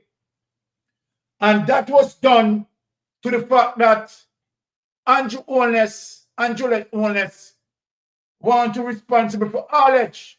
We heard allegation of them owning trucks. So then when you make policies to benefit yourself, right, and where your trucks involved in the bauxite haulage, and where you are making money and a lot of drivers, that is allegation that we receive. Why did we were getting $2 billion from the bauxite levy. $2 billion from the bauxite levy. Now Jamaica is not getting anything from the bauxite levy. How does that benefit us? In Michael Manley days, that was the reason why Michael Manley had raised the bauxite levy. And we have seen the interest of that, how we have been benefited then.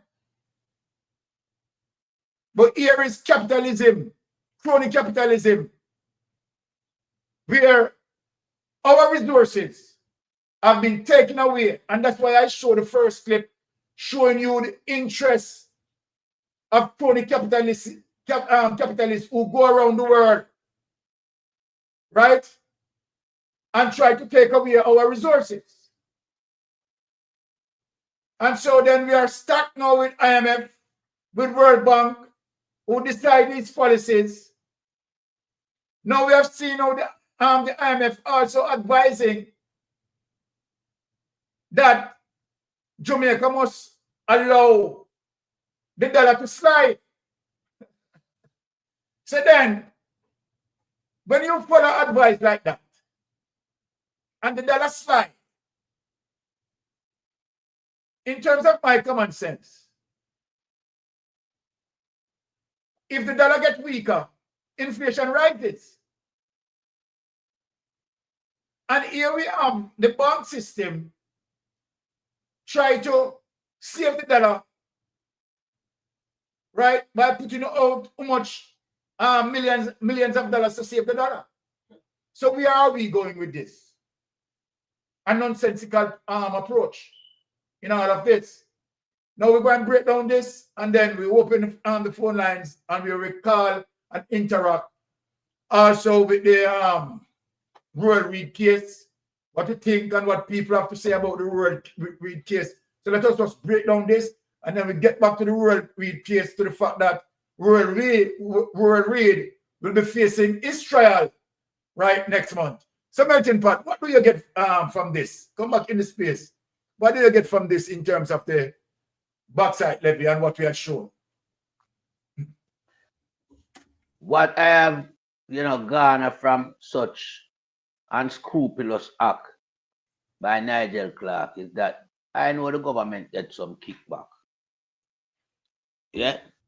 Them get kickback. To remove the bauxite levy, yeah, to give these wealthy capitalists waiver to come mine out with bauxite, and we don't get nothing because you a project say it will save jobs. No, we must use our resource to its fullest potential. Maximize it in a way that everybody can benefit, because that's what Michael Manley did. Michael Manley make sure know that Jamaica had a 51% stake. And what he has also done, he formed an association body, yeah, that gives the other country alongside Jamaica a voice when it comes to their raw material product, which is the raw dirt that we know to be alumina that they take from us and turn it into aluminum. Now, America and these countries that build war artifacts like armored vehicle, plane, and all these things, they rely heavily on the bauxite. They can't do without it. Because one of America's biggest sector within its economy is its arms. They're selling millions and billions to places like even Israel right now and other countries around the world. Their car manufacturing sector relies on the same bauxite. So if we have something that is, beneficial to these first world countries, we must maximize it so that our people benefit from the resource that we have. Remember, we don't have gold, we don't have diamond, we don't have oil to the extent where we can export oil and become a powerhouse in that sector. But what we have is our bauxite. What we have is our coffee and all these things. We have some very, lucrative material in our country, But what will government them do? The Labour government them get rid of it. Them ship it off to capitalist investor. Them don't have nothing to do with it. You understand? But just to the fact say, a guy I go say, well then boy, it a go save job. How many jobs has it saved? Because I sure know as recent as last year they were laying off people. Exactly. So there was no safety net for that. And what has happened is that we see even because these people get so much power, that they even went to certain places where people live, and start to mine, and it's fear just pull up the people and water and them house and them food and everything. And they must say half of them what? $7,000. Me the people them kick up rumpus. You understand? $7,000 can't look after them health. Because the Jamaica Labour Party government, it not care about the poor people in the country, man. All it care about is them vote and nothing else. Yeah? Them angle them like that, the people in our country. Them will allow outside people to come in and damage the people in life. Yeah? But I cannot believe when I heard that the bauxite level where Michael Manley fight so hard for, these nastiness give it away. But I know them get kicked back. Now, as it relates to now, people saying that the dollar must slide. Whoever said that is a lunatic when it comes to, being a finance minister or somebody from within the financial sector. Is the IMF saying? The IMF. Yes. Okay. Well, I would never let IMF dictate to me where my dollar should go. Because when the dollar slide, remember, your purchasing power becomes weaker. You the consumer. Exactly. You understand? And then now, as you rightfully say, we know high inflation that. You understand? We know a form of austerity measures that.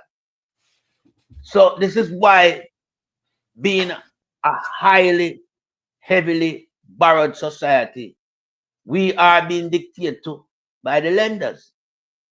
And so when PJ Patterson, around about 1995, completely clean up with debt and give a clean slate, and by 2012, 17 years down the line, Mama P have to crawl back on her knee along with Dr. Peter Phillip, because that's what the next GLP administration did, which was Andrew Wallace and Bruce Golding. You understand? We know that as something was set back Jamaica immensely. You understand? It mashed up Jamaica. But you see, we can't teach the people them because them are dunce, the majority of them. We have been teaching these people of the great damage to their life that the Jamaica Labour Party has done. And they can't seem to comprehend with what we are saying.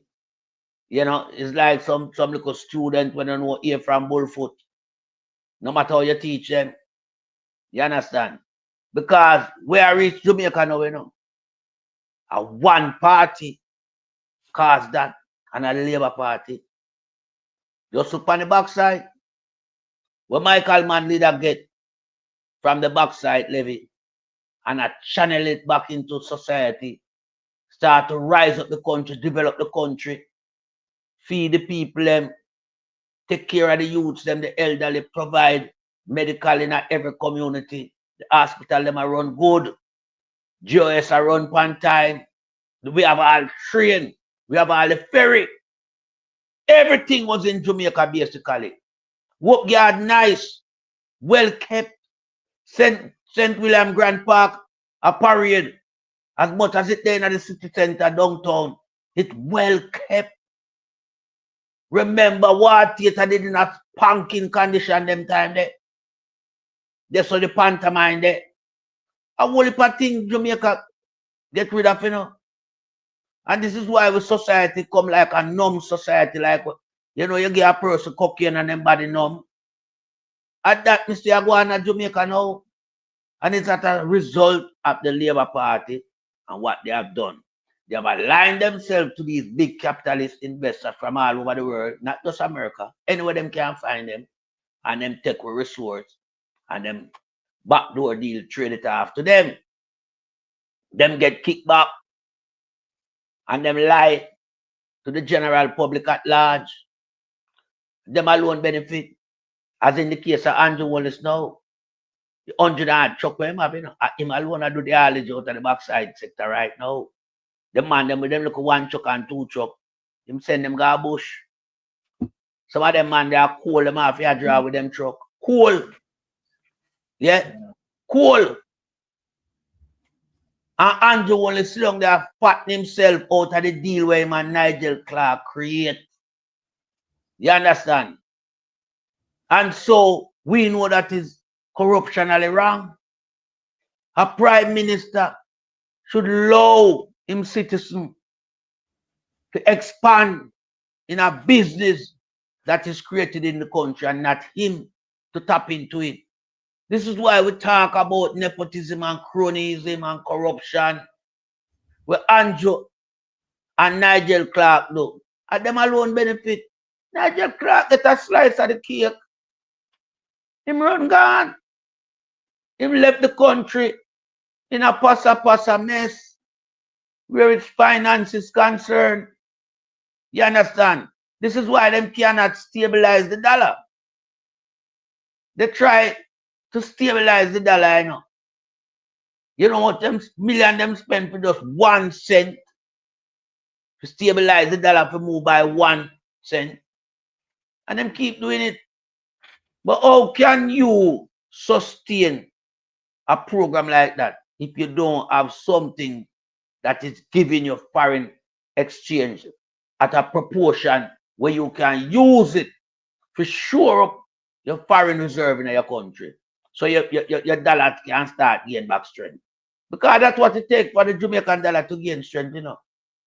An influx of foreign exchange, such as the US dollars, because that's what we mostly trade with US. You understand? But if you don't have no form of US coming in to the extent where you can use it to grow your economy, to strengthen your foreign exchange net reserve, then you must find yourself in trouble. Right now, that's why we tell them say it's only the diaspora money that save the country from drop flat on its face, not on its back. Because if it drop on its back, it have a chance to look up. It drop on its face, it's going down. Because what they are getting from tourism is a pittance. Nothing really coming from tourism. Because what they have created within the tourism sector, you know, is just to benefit themselves, not the country. We know the amount of cocaine we are trade in at the hotel them. Because that is why the hotel them now become all inclusive, but non-inclusive of Jamaican. all inclusive to the foreigners. Jamaica can't even look in from the hotel. Them fence them around. You can't go to the beach. You're not permitted because of secrecy of going in our society. Yes. And it only benefit these corrupt Melting people. pot. Melting Yes, pot. brother. Hold on. We're going to switch our subject here because we have an interesting development. Right. Yeah, man, go ahead. Going on. And then I'm going to let me just play this clip. We're going to switch the subject. Right, and then get to this. Interesting development. It seems like Andrew Holness is going to be in some trouble with this winning. So let us play it, right? Taking it from Portland Spice, where Buchanan is speaking in terms of the decision making, in terms of what they will be doing. So if Andrew Holness lose this seat, trust me, Andrew Holness is in a lot of trouble. Now, people, listen, make a bite into this. Yes. Watch this now. What is going to happen here? I'm going forward. We are preparing our petition for the constituted authority, and we will be vigorous in our in laying out the case. The Lord will be vigorous in laying out the case. We either want a rerun in Mullines or a rerun in the entire constituency. And that is what we are going for. We don't want to be handed nothing. And you're saying that there are precedents on the ground. There are precedents in law for that? Well, you must remember that where I started, and the Holness came to power on a petition that says the votes in a particular area was out of whack with precedent and historical data. Fully out of whack, the claim. In the case of Mullines, we are seeing numbers, a depression of numbers not recorded since, well, not even since. From adult suffrage when we started voting to now, we have never recorded this kind of numbers in the Mullines division. It is lower than even parish council numbers. So you can say that something is like a sword come against democracy. Something is definitely wrong. Take that, make a bite into that quick.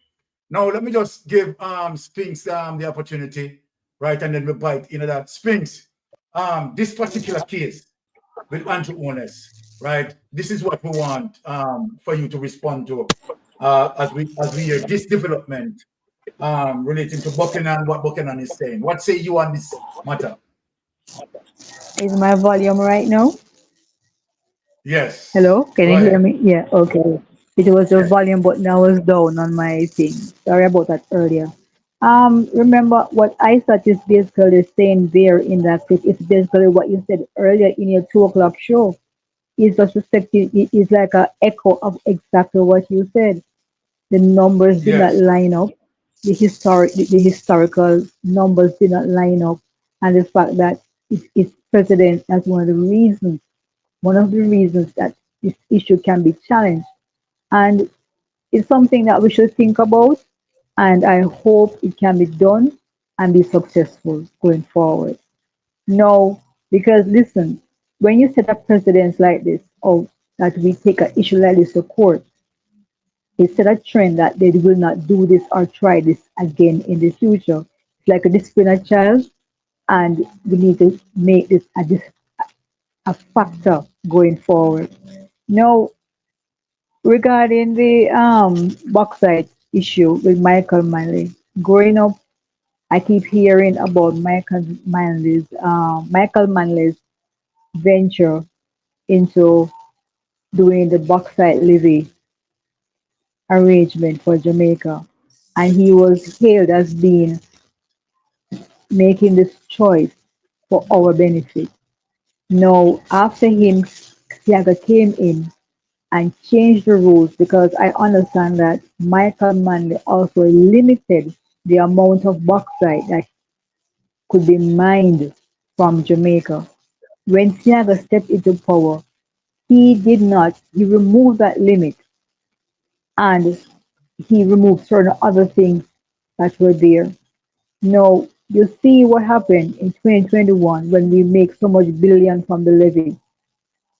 And right now, people are losing their jobs left, right, and center Yeah. from the bauxite industry.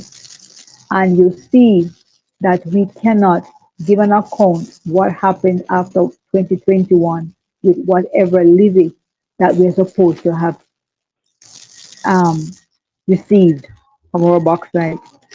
It shows that, people of color, nations of color, have to stand up in unison. Look across the other Caribbean countries. Let us look at what is happening. Even our neighbor Haiti, right there. Sphinx, hold on, One Sphinx, of the Sphinx, hold on. reasons that country has so much conflict. Yeah, Sphinx, hold on. Right. Remember we addressed the bauxite situation. We want to dig into this hot topic as it relates to Buchanan, right? And Oh, open, okay. right, we call it with the Buchanan issue. This is a very hot issue that we want to debate on. We don't want to go back to the bauxite, right? We passed the bauxite. We are dealing with the Buchanan issue, right? Let me just Okay. ask you Okay. some. Uh, If Andrew right. Honest loses this, what is it for Andrew Honest going forward? Well, if he loses place as a member of parliament for West St. Andrew, West Central St. Andrew, what will happen is that he will no longer be the member of parliament. He will no longer be the leader of the Jamaica Labour Party because that will be a domino effect. Because then his leadership will be challenged by someone else inside his party. Because once he has lost that seat to Paul Buchanan, he will also lose his seat in Parliament. He will therefore be challenged for leadership for his party. Once he's challenged for leadership of his party, then he'll be sit out doing what? Then all the protection that he has surrounding his office and him being a member of parliament will be removed, and more of what is happening on this investigation will go forward, and more procedures can go forward in regarding his cases against him and his investigation. Okay. All right. Let us hear from Melting Pot as it relates to the situation that is developing according to what Paul Buchanan, right, has been saying here in terms of what we receive. So Paul Buchanan is definitely telling Jamaica that he's going forward, right? Andrew Holness has a case to look forward for. And not only that, there's a precedent already set by even the same Andrew Holness. So what Buchanan is now doing is going to use that same precedents that he had set right against him. What say you on the matter, Melting Pot? Well, I have to appreciate everything that Paul Buchanan has in store for Andrew. Yeah? Because that constituency, the numbers of voters from that constituency, Andrew overrun it, him friend them. So that alone show you say that constituency was tampered with to the extent where it have more numbers than ever in the entire history of the constituency. Where did these numbers come from?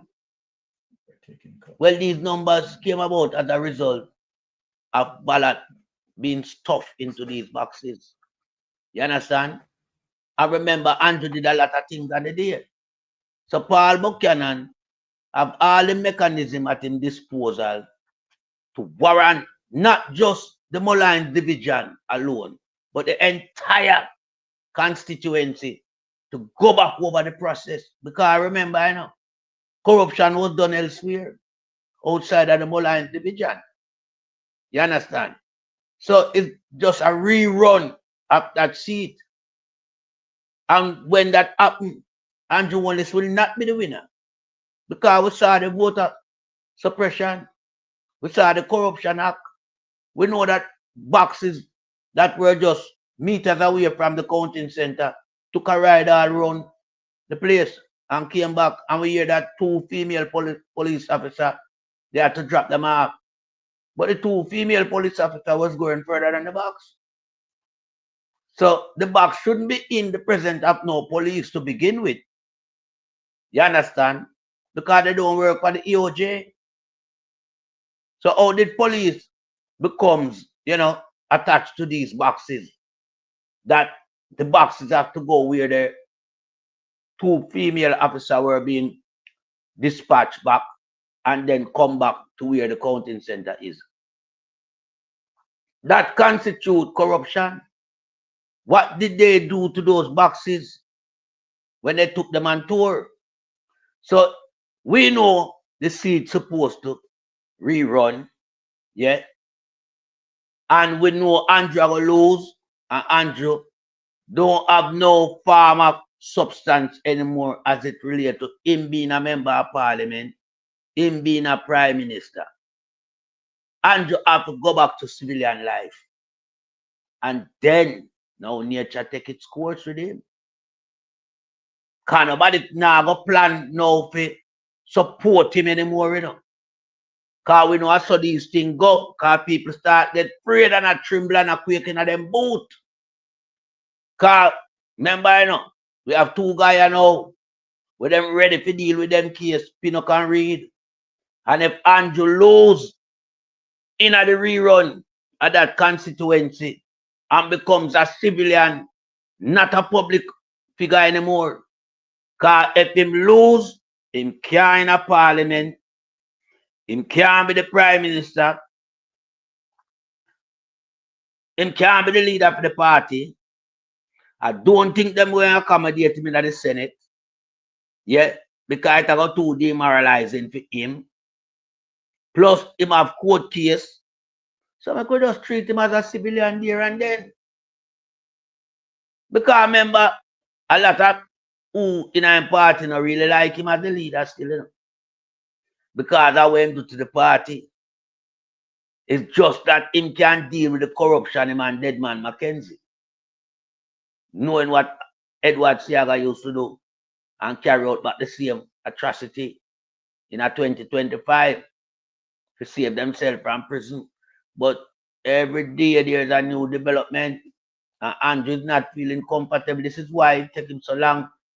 He can't make a speech. He must say, wait till the sworn-in ceremony before him talk to the nation.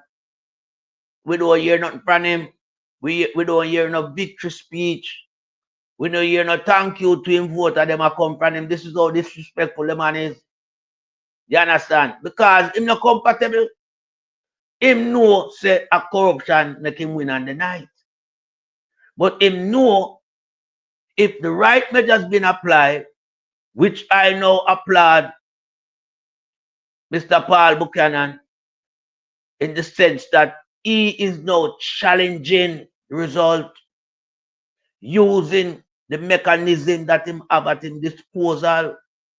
One such mechanism, where did these amount of people come from on the voters list, to show that now in 2025 is the biggest amount of people in that constituency, a constituency that has never had more than what they know it contain, about 13,000, somewhere about that long, like 13 to 14,000 people,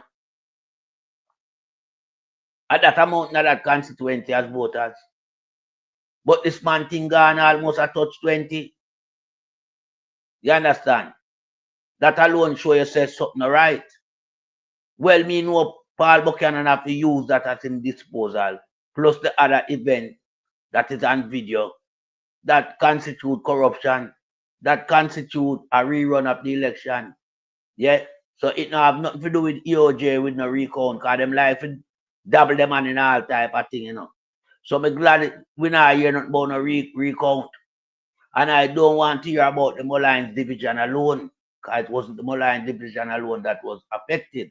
I want Paul Buchanan yet to make sure no case is put forward in a way where it show a widespread of corruption in the entire constituency. Right? South Central, St. Andrew. All right. Well, I'm going to help you with the information. You understand? For better serve your memory. And we could give these people that Paul Buchanan, based on the route that Paul Buchanan is taking, Paul Buchanan is 100% right. We are going to show that Andrew Holness are taking the very same route. And the court also had given him the benefit upon the route of which he had taken. So Paul Buchanan, right, it's possibly that Paul Buchanan is going to win this case against him. Let us bring up this document and show the history and the same route in terms of what where Paul Buchanan is taking this. So this can be trouble for Andrew Holness. No. Okay. All right, here it is. Holness joined the Jamaica Labour Party, JP, in 1992 and became actively involved in 1993 while a student at the University of the West Indies. Holness was announced as the GLP candidate in St. West Central constituency in October 1997. Ahead of the 1997 general election in December, he was the youngest candidate in the election at age 25. Now, in his constituency, he was running against Warren Blake of the People's National Party and Steve Daly of the National Democratic Movement. After the initial count, Holness was the projected winner of the seat, right? However, when the Electoral Office of Jamaica released the full result in late December, they did not announce a winner in St. Andrew West Central, as there were several irregularities, including missing boxes, the very same thing what Paul Buchanan is saying now. Missing boxes of vote and ballot spoiled after the initial count. On 28 December, Holness was declared winner of the seat. Although the matter was not considered settled, Holness was sworn in as Member of Parliament on February 24, 1998, delayed by a magisterial recount on 5th of March 1998. He lost the seat as the election court had ordered a re-election, which was held on March 26. Blake won the re-election. People need to listen to this, that this is important. However, due to more irregularities, including voter intimidation and corrupt electoral management at 4 polling stations, Holness in a trouble. The re-election was overturned in those districts. In the second re-election on 31st of June, Blake required 735 votes to beat Holness, but only garnered 688. So Holness was declared the winner of the seat. Shortly after entering the House, Holness was appointed as the opposition spokesperson on land. So let us take that away. So melting pot. Yeah. So based on what we have here, right? Yeah. Let us speak this because this is a juicy beef. Yeah. What we have in front of you now. Yes, Paul Buchanan now is taking the same route where Andrew Holness are taken. Yeah. And you see when it goes into the court, you understand, they are going to, as it relates to the Roper Act, you know, the Roper Act, you understand? So I am like 100% confident that Paul Buchanan is going to walk with this. So the question that now asks, no, watch this now. Where does it leave Andrew Holness? Because Andrew Holness losing that seat, he has no more government protection from the Integrity Commission investigator. Exactly. Based on the cloud that surround him, he would have no more protection. Number one, automatically, he couldn't be prime minister. That is gone from him. So this is destruction to come. It seems, Melting Pot. What say you? Yeah, I mean, you know, this is why Andrew go all out, you know. Because Andrew know if he never win, him have no protection from him government, from him party, you know. When him come up against the Integrity Commission. So Andrew have to go all out in a way that them oversubscribe the amount of voters to the constituency and the rest of activity, as I said. And we've been saying this from even the very night of the election. By just seeing something strange happening in front of our eyes. And we hear that internet is down, voting, counting stop for a long period of time, maybe between 45 minutes. You understand that period, nothing now come from over there. Then all of a sudden, everything just come in, zoom. And this guy surge to a total that cannot be, you know, comprehend. Where did this come from? The amount of vote will come out of the last boxes, them unbelievable. It shows that something was wrong and something was radically wrong in the counting. You understand? Him couldn't get that amount, and Paul Buchanan only get a meagerly 86 out of the box, and him get 2,292. Unbelievable.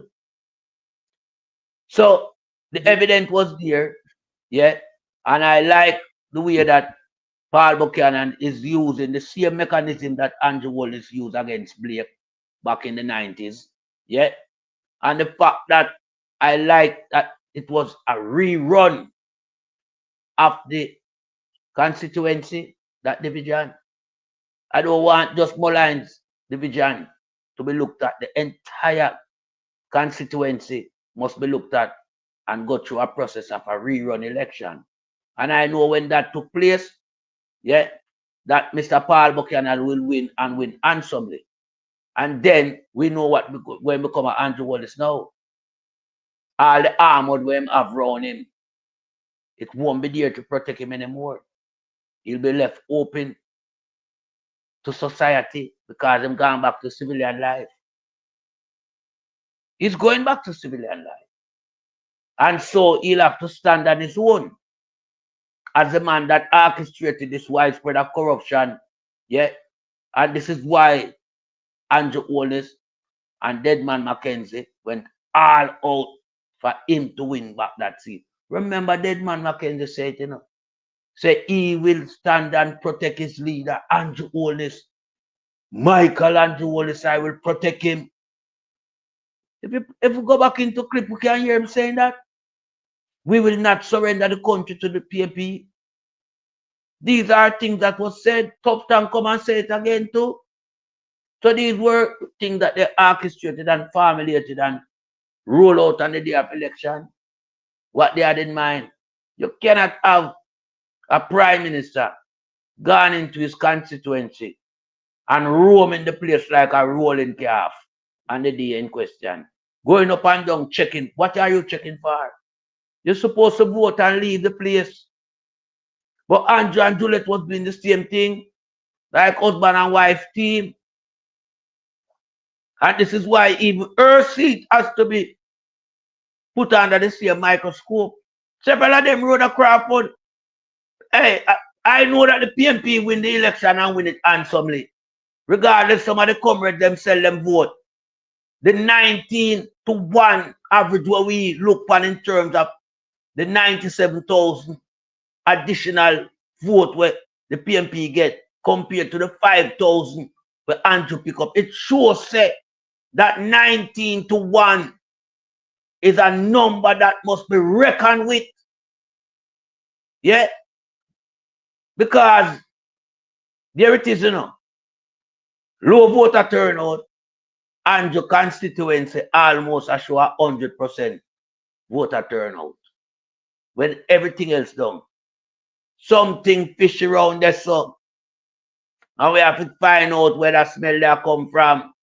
But I know where it come from. It come from Deadman Mackenzie, Andrew Wallace, and the EOJ guy. Where name Gladstone Brown. Yeah, the Gladstone whole of them Brown. cook up that. The whole of them cook up that, man. Yeah. So I like the stand where Paul Buchanan take, yeah, he might take it to the court. Him have to get a rerun of that constituency. And I know he'll come out victorious and it will spell trouble, not just for Andrew Wallace, but for the entire Labour Party. Because other candidates will lose them seat when no corruption took place. Need to go down the same road. We can't win back the election within the next couple of months. Because we're not far away from much seat we want now. 28 and 4, 32. Four. Just Four seat. Yes. Yeah, 4 seat. And we know where the 4 seat lies too. I can't pinpoint them out. Rhoda Crawford, she cannot win that seat in that division so handsomely when our 4 councillors lost at the local government election. But Melton Patton, let me say something. Melton Patton speaks. If Andrew Honest, right, end up lose, right, that seat, it is going to be a ripple effect throughout the Jamaica Labour Party.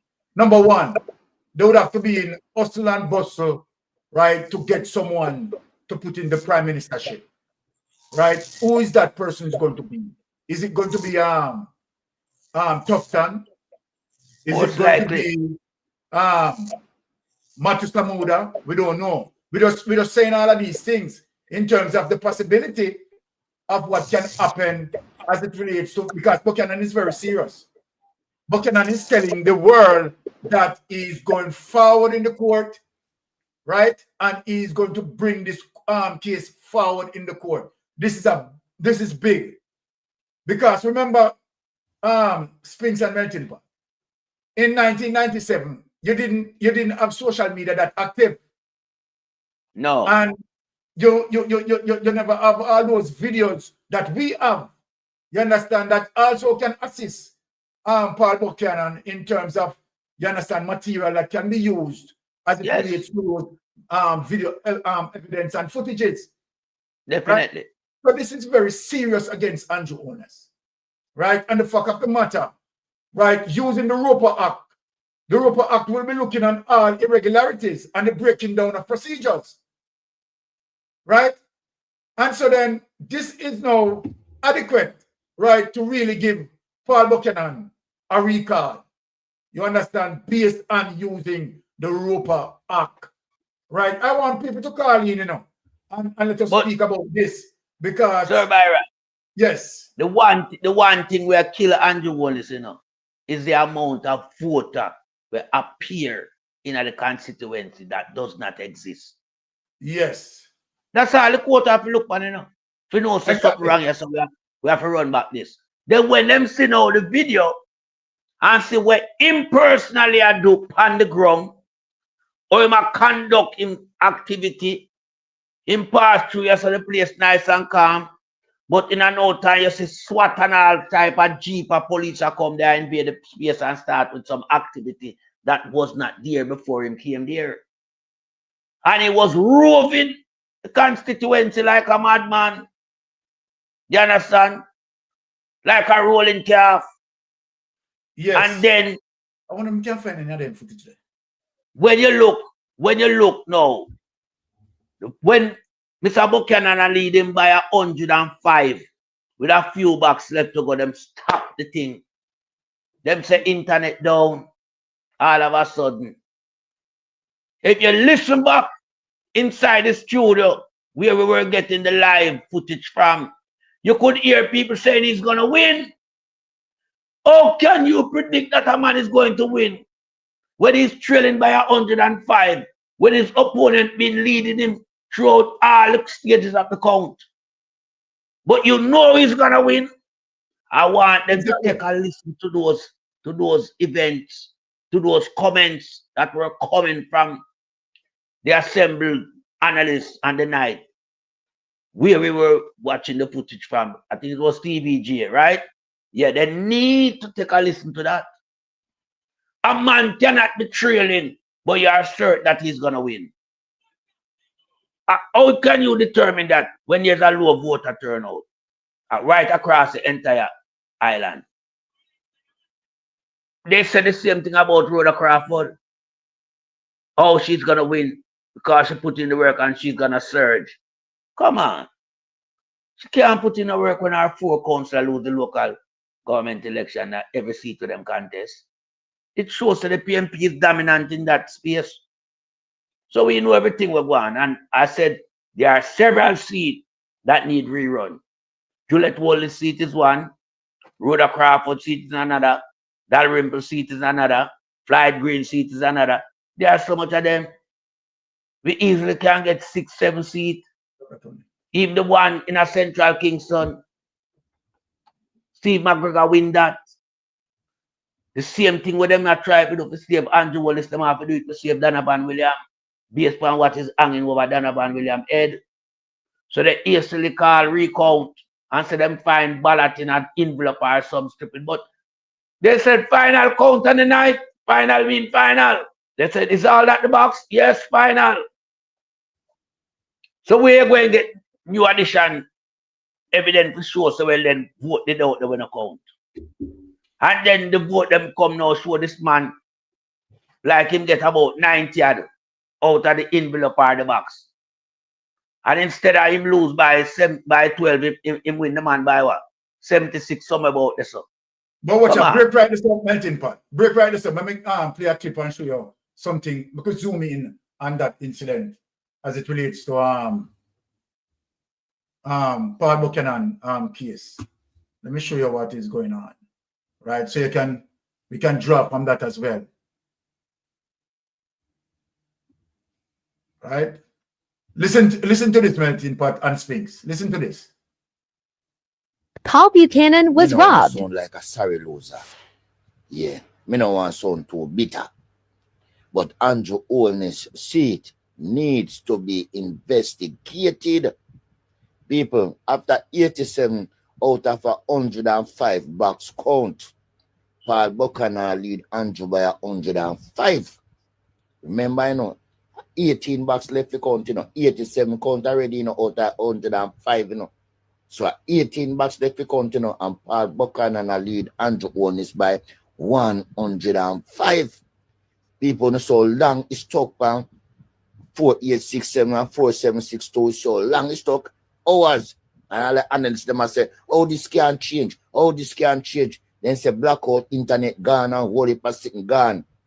And that person when he come back, nearly 3 hours after, you see Andrew Holness jumped to 7,054 and Paul Buchanan, they are 4,953 people. Out of 18 box were left. Andrew Holness pick up over 2,300 odd vote, while Paul Buchanan will get 80 odd out of it. You think that possible? 18 bucks left to count, you know, and Andrew Holness get 2,300 odd out of vote. Paul Buchanan will get 80 odd.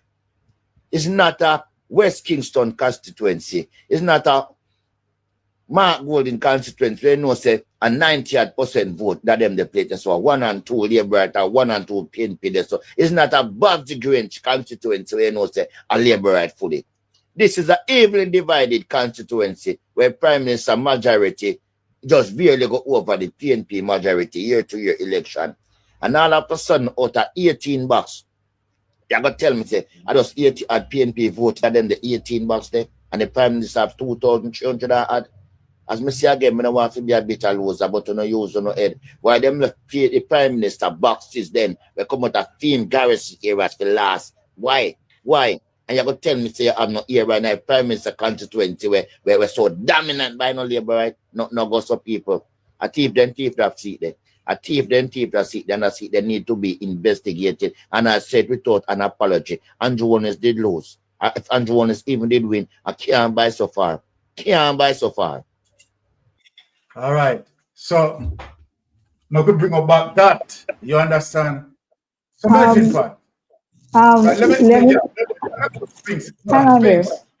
let me correct that statement out of that video. He said 18 boxes. It was 8 boxes. Because remember, we were watching that night. It was 8 boxes. Exactly. You're right. You're right. And the other point I would like to make that he said in that video, and I emphasize and endorse his statement. Look at Mark Golding's vote that he got in his constituency. He is loved by his people. Andrew's constituency is equal West Central. St. Andrew is equal TNP, and GLP live in West Central St. Andrew. So therefore, the people of West Central St. Andrew, majority of them do not like Andrew Owners. Because if you treat your people right in your constituency, the majority will always love you. Thank you, Marty G, by proving us with your numbers.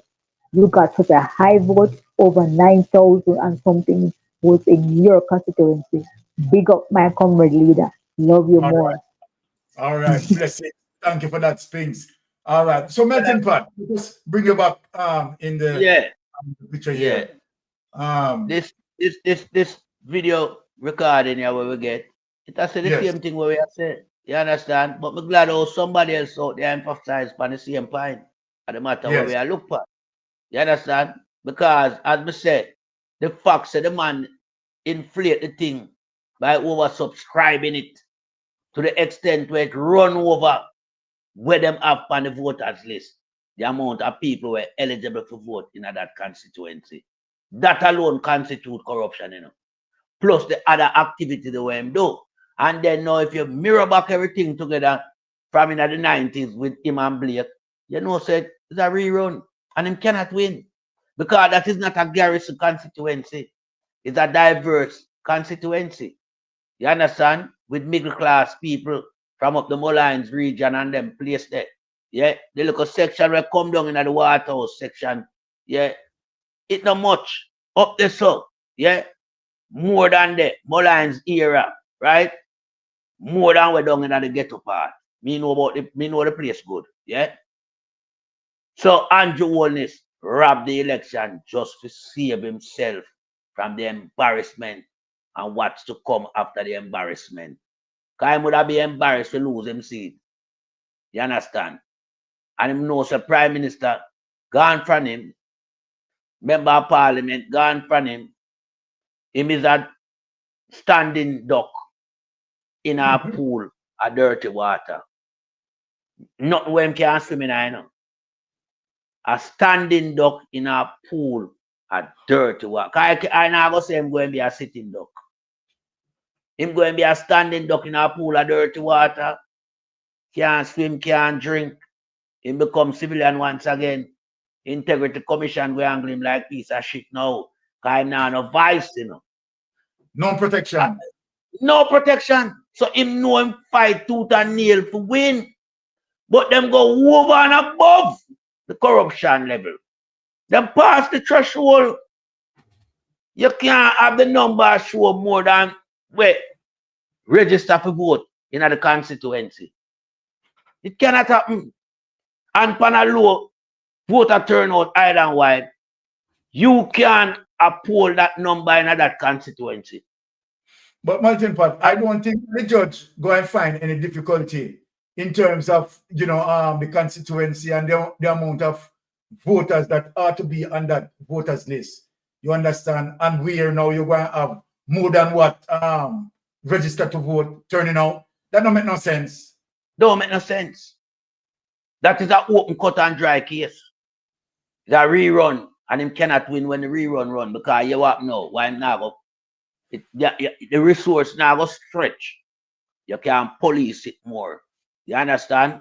Yes. I remember we have to move from the EOJ having such high influence on the selection of who work in the place. Yeah. We have to now get an independent body as well to come preside from the day. Go and call some of our CARICOM people who work in our electoral office to come now. Because we have a systemic problem in the country where we have to try to stop, stem, or curb, which is corruption.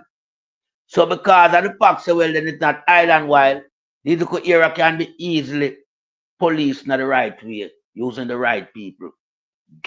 Remember, I know, the fact that the man of the EOJ office and I knows, yeah, in a film office, constitute corruption.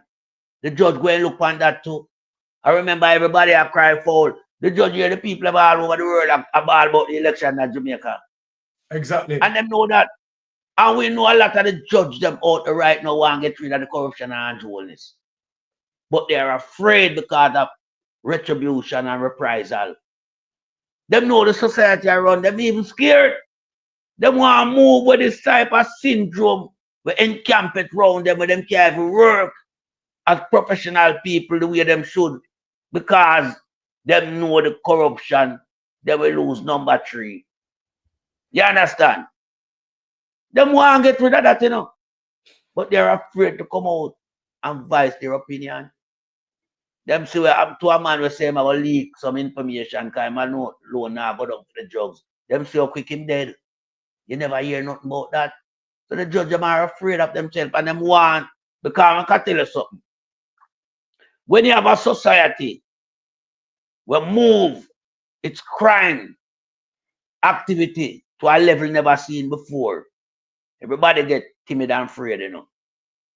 Because you have a world when you're rampant, the crime get out of hand in Jamaica. To an extent where it's rampant. Remember we say man a rob middle daylight. Man just take drinks, man just take business place with balaclava and all these things. Man just get gunshot in a car in a middle day, in a busy intersection. The judge them afraid of them type of thing there. And them know who around them scheme there. The man them set the corruption in a way that's even who to try them and charge them, afraid of them. So them want to get rid of him because them know him are the real instigator, him are the mafia behind the scene. And him are the guy will go out and whip up a storm in a society. Him and dead man Mackenzie. You think them don't want to get rid of them? Them want to move them. But it's a slow process. But when Andrew don't know what several kind of worm. So we know, just put him in a little space and monitor him thing closely where him can't do no illegal activity. Where him and dead man Mackenzie can't par. Remember Andrew can't walk up and down in the Constitution for the day there, you know, when it's a rerun in him. I have to keep by himself. I have to go one side, vote and move out of the space. Remember him can't get a corrupt policeman to work for the day there. Policemen have to behave themselves. Yes. You understand? Yes. You understand? Them have to behave. Them can't come out and behave like on September the 3rd. Because remember, them being watched. I remember the opposition is stronger. The 28th lion is there to kick out the cheaters. Them one by one they shall be going to jail. And I yield back the floor. You know, well said, Melting Pot there. I mean, look, it is a very serious situation, right? That, you know, as it relates to the possible recall of that election, right? And based on the evidence that is there, right, I think that Paul Buchanan has a very solid case. None two way about that. But, you know, as it relates to what we have seen, the ballot box is going to have to be very much protected. And as what Melting Pot said, right, and Spink said, that the necessary, you know, machineries will have to put in place to ensure we have a free and fair proceedings with that, right? And so then that should be monitored with all the necessary means, because this is what we're going to, you know, call a real domino effect to the JLP, right? If Andrew Holness lose this, it's going to be a total collapse. Total collapse. Right? Because number one, they're going to have now to decide who is going to be the Prime Minister.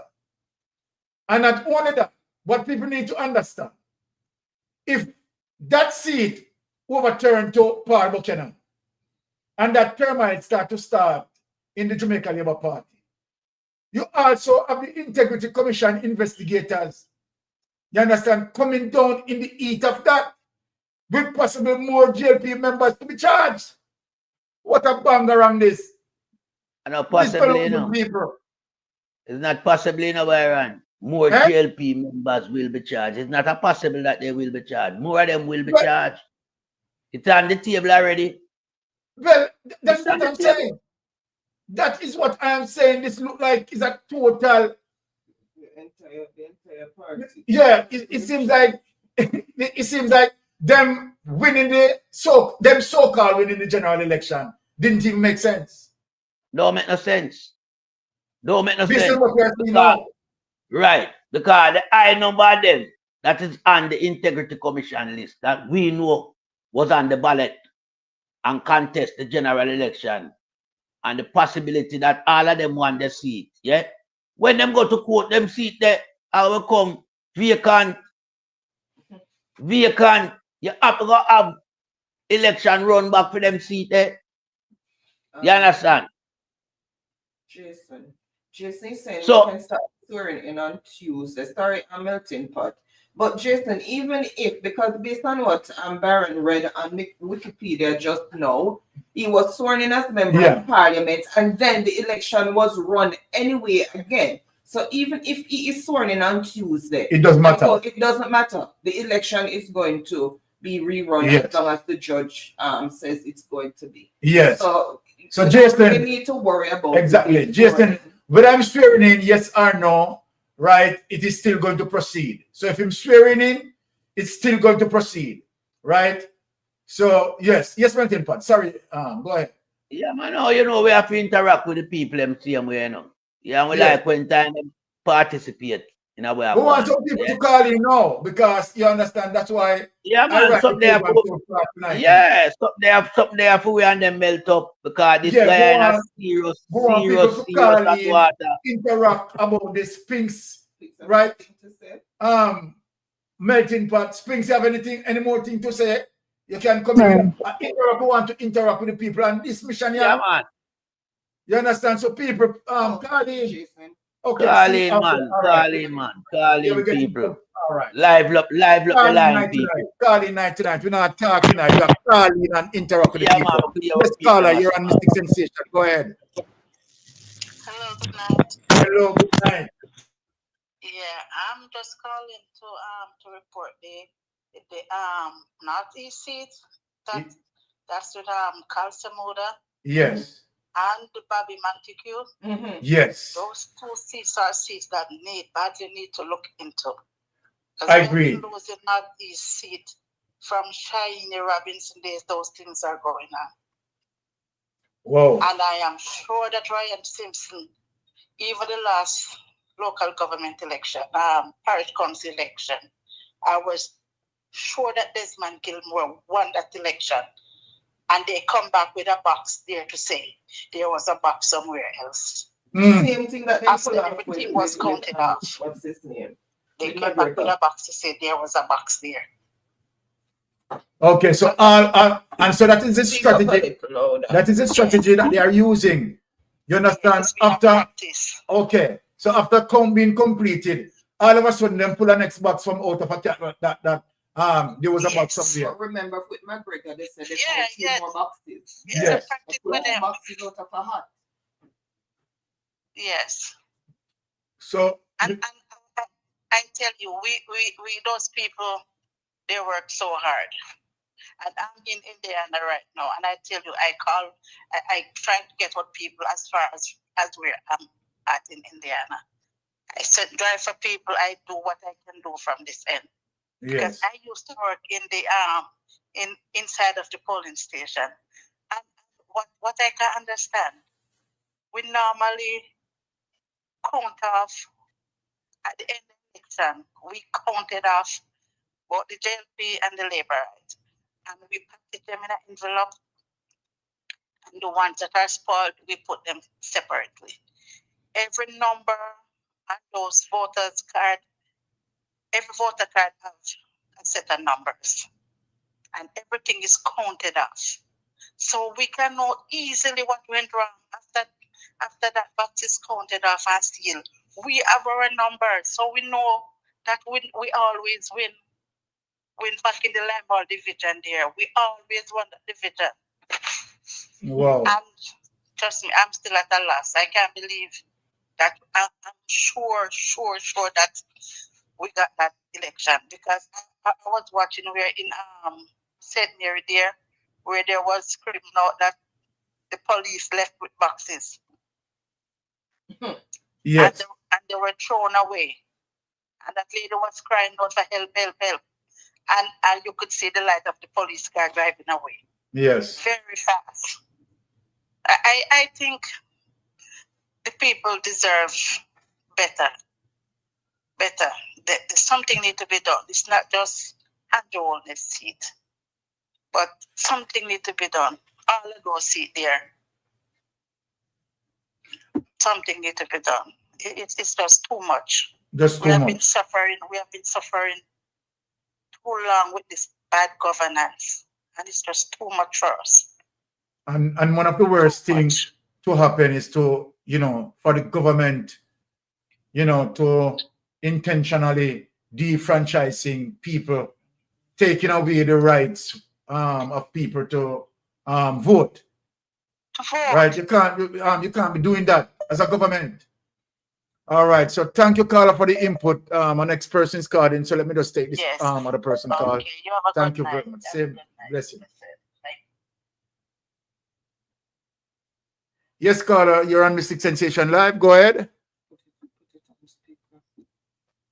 To you and the rest of the panel.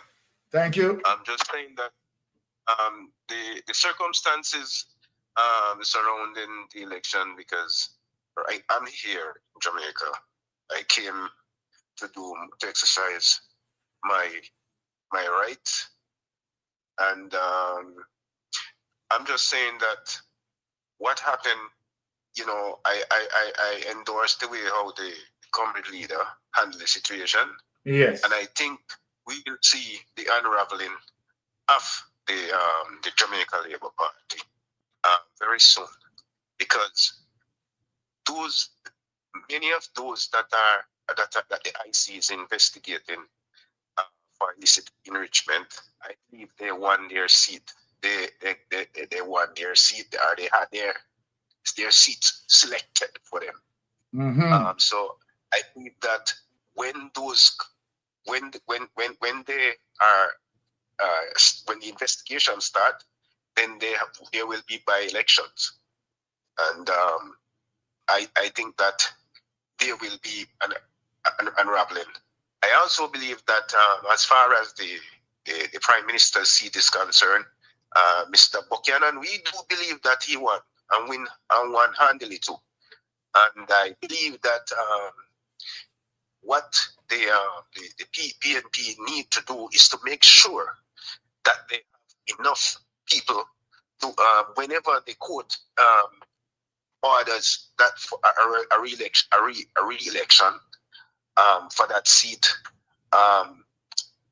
when the voting starts, the PNP need to have people in place so that none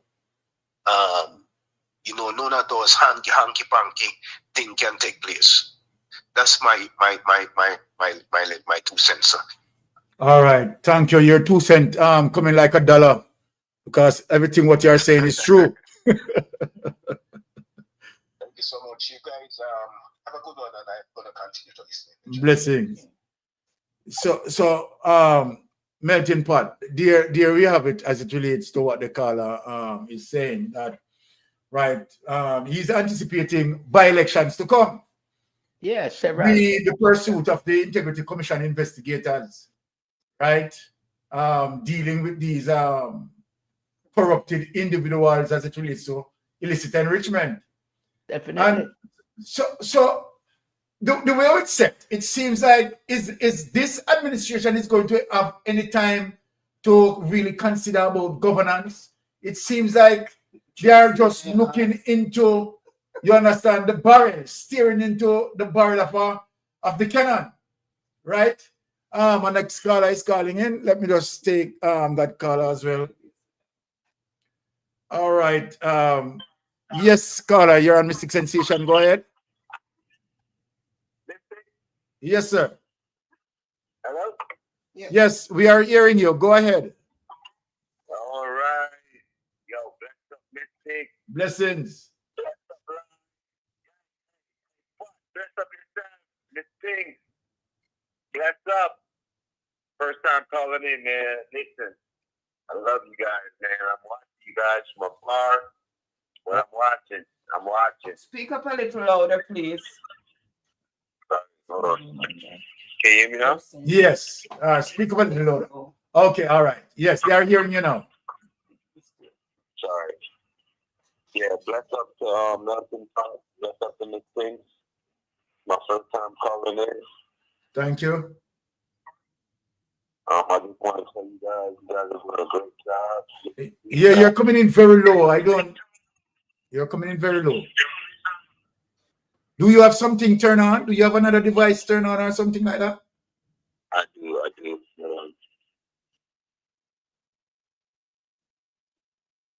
Is that better? Yes, all right. Go ahead now. Yeah. How you doing, guys? Yes, man, we are good. And you? Hey, listen, I've been doing good. I've been watching you guys for a long time. All right, thank you. Long time, man.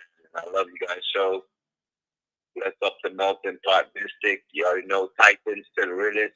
All right. The realest Titans. Yes, man. Bless up. This is Seaga. You know, I said calling in for the first time. All right. Miss Q, Pink Q, love you, mommy. Everything good. All right. And listen. Yes. So let me say this. Let me just say this. I admire the work. I admire everything that you guys do. Just all due respect. You know, you guys are fighting for the country. I just want to say, just keep up the fight, man. Don't give up. Don't give up. You know, I believe we won this fight. I don't care what nobody else says, but I believe we won this fight. Oh, yes. You know, God do things for a reason. And I believe we won this fight for a purpose. You know, Marky G, it's his time. His time has come. It has come. So now it's time to step up to the plate and just make things happen, because this guy's ran out of options. I'm talking about Mr. Andrew Holmes. He's running out of options, and he's running low on resources. Mm-hmm. So, Jamaica, I just want you to know, listen to Mystic Sensation, link into Melton Pot every day. All right. Melton Pot. Hey, Melton Pot. Hey, my man. Big up yourself, my man, for real. But yo, respect. But just right. calling for the first time, I'm gonna let you guys know, man. I'm always in the comment section. I'm always picking you guys up, and all my support, man. All my support. All right. Blessings, my brother. Jamaica, just stay focused. Stay focused, Jamaica. Please listen to the channel. Listen to the channel and keep on taking in the facts. And just like ISAT Buchanan said, remember, ISAT said, context matters. Context matters. Believe Sure. me. Respect. Blessings. Blessings. All right. That's a wonderful call from that caller there. Yeah, Really appreciate it. Refreshing. Yeah, man. Yes. You know. Okay, we have another caller. All right. Yes, caller. You're on Mystic Sensation. Go ahead. Hello? Yes, you're on Mystic Sensation. Go ahead, sir. Hey, what's up, Doc? Blessings, blessings, my brother. It's been a while, man. All right. Right. So, hey, Melton Pat, greetings to you, man. You are Big up yourself, my brother. to modern day Marcus Garvey. Huh? What? Love that, man. It's to modern day Marcus Garvey. All right. Up respect, my brother. You are the lioness on the panel. Hey. Respect. So now, pertaining to the Paul seat, man, I'm surprised that it took the opposition that long to make that move. My concern is they looking at them comments. It appears he's sworn in on Tuesday. If he's the prime minister, Andrew Holness is too slick. I don't believe you guys, the opposition, will get a positive result if he is the prime minister. He's gonna file a whole bunch of motion to delay, just like he did with the IC. And No, we had that election. Hold on, caller. I beg to differ. And the reason why I beg to differ, I'm going to present the case as it relates to the Roper Act, right? Paul Buchanan is a very astute person, quite brilliant, right, and meticulous, right? And know that as it relates to the Roper Act, as it relates to a certain breakdown of procedures, right, that would have to constitute a recall. So it is not whether Andrew Holness want to swear in, whether I want to become a prime minister. You have to remember that a prime minister is not above the law. The law is the law. Let me give you an example. Just like with the commissioner of police, right, that believe that he is the commissioner of police, and so then he can just, automatically just terminated someone present out of a particular organization. They are established law, and that is why the commissioner of police is in this predicament, because they are telling him that there's an established protocol that's set in place that he cannot break. So whether Andrew Holness want to be the prime minister, right, it doesn't matter. The Roper Act will have to come in place. And remember, you have lawyers who are going to argue this case. So it has nothing to do with Andrew Holness swearing in or Andrew Holness being a prime minister. So go ahead, sir. Okay. Well, I'm not too familiar with the Roper Act, so that's the reason why I'm in the classroom to learn from you guys. Okay, thank you. I'll get more information pertaining to the Roper Act. Yes. But I just felt like it would be even more difficult to get him out. But whichever way to stop that man, he needs to be stopped, man. It's an embarrassment. The man just steal, man. And, I'm sick and tired of it. Yeah. They all need to be locked up, okay? Yeah, we Keep all up do. the good work. Thank you. Melton, Pinkskew, Lady Mystic, not the lady behind you, but the lady next to you. Yes. All right. You know what, Lady Mystic, I like at the end of the show, yes, you make that statement, travel safe on the grabber. All right. Use that term. All right. I love it. Travel safe. All right. On the grabber. Respect. Thank you, caller. Pick All up right. yourself, caller. Okay. All right. Bye now. Yes, caller. Hold on. There's someone else calling in. Let us go to that call. Oh, yeah. Yeah. Okay. Someone else is calling in. Tap the. Hello. Yes, caller. Go ahead. You're on Mystic Sensation. Not hearing. Oh, end it. End this. All right. Yes. We feel, that we are interacting with the people tonight. What is going on with that?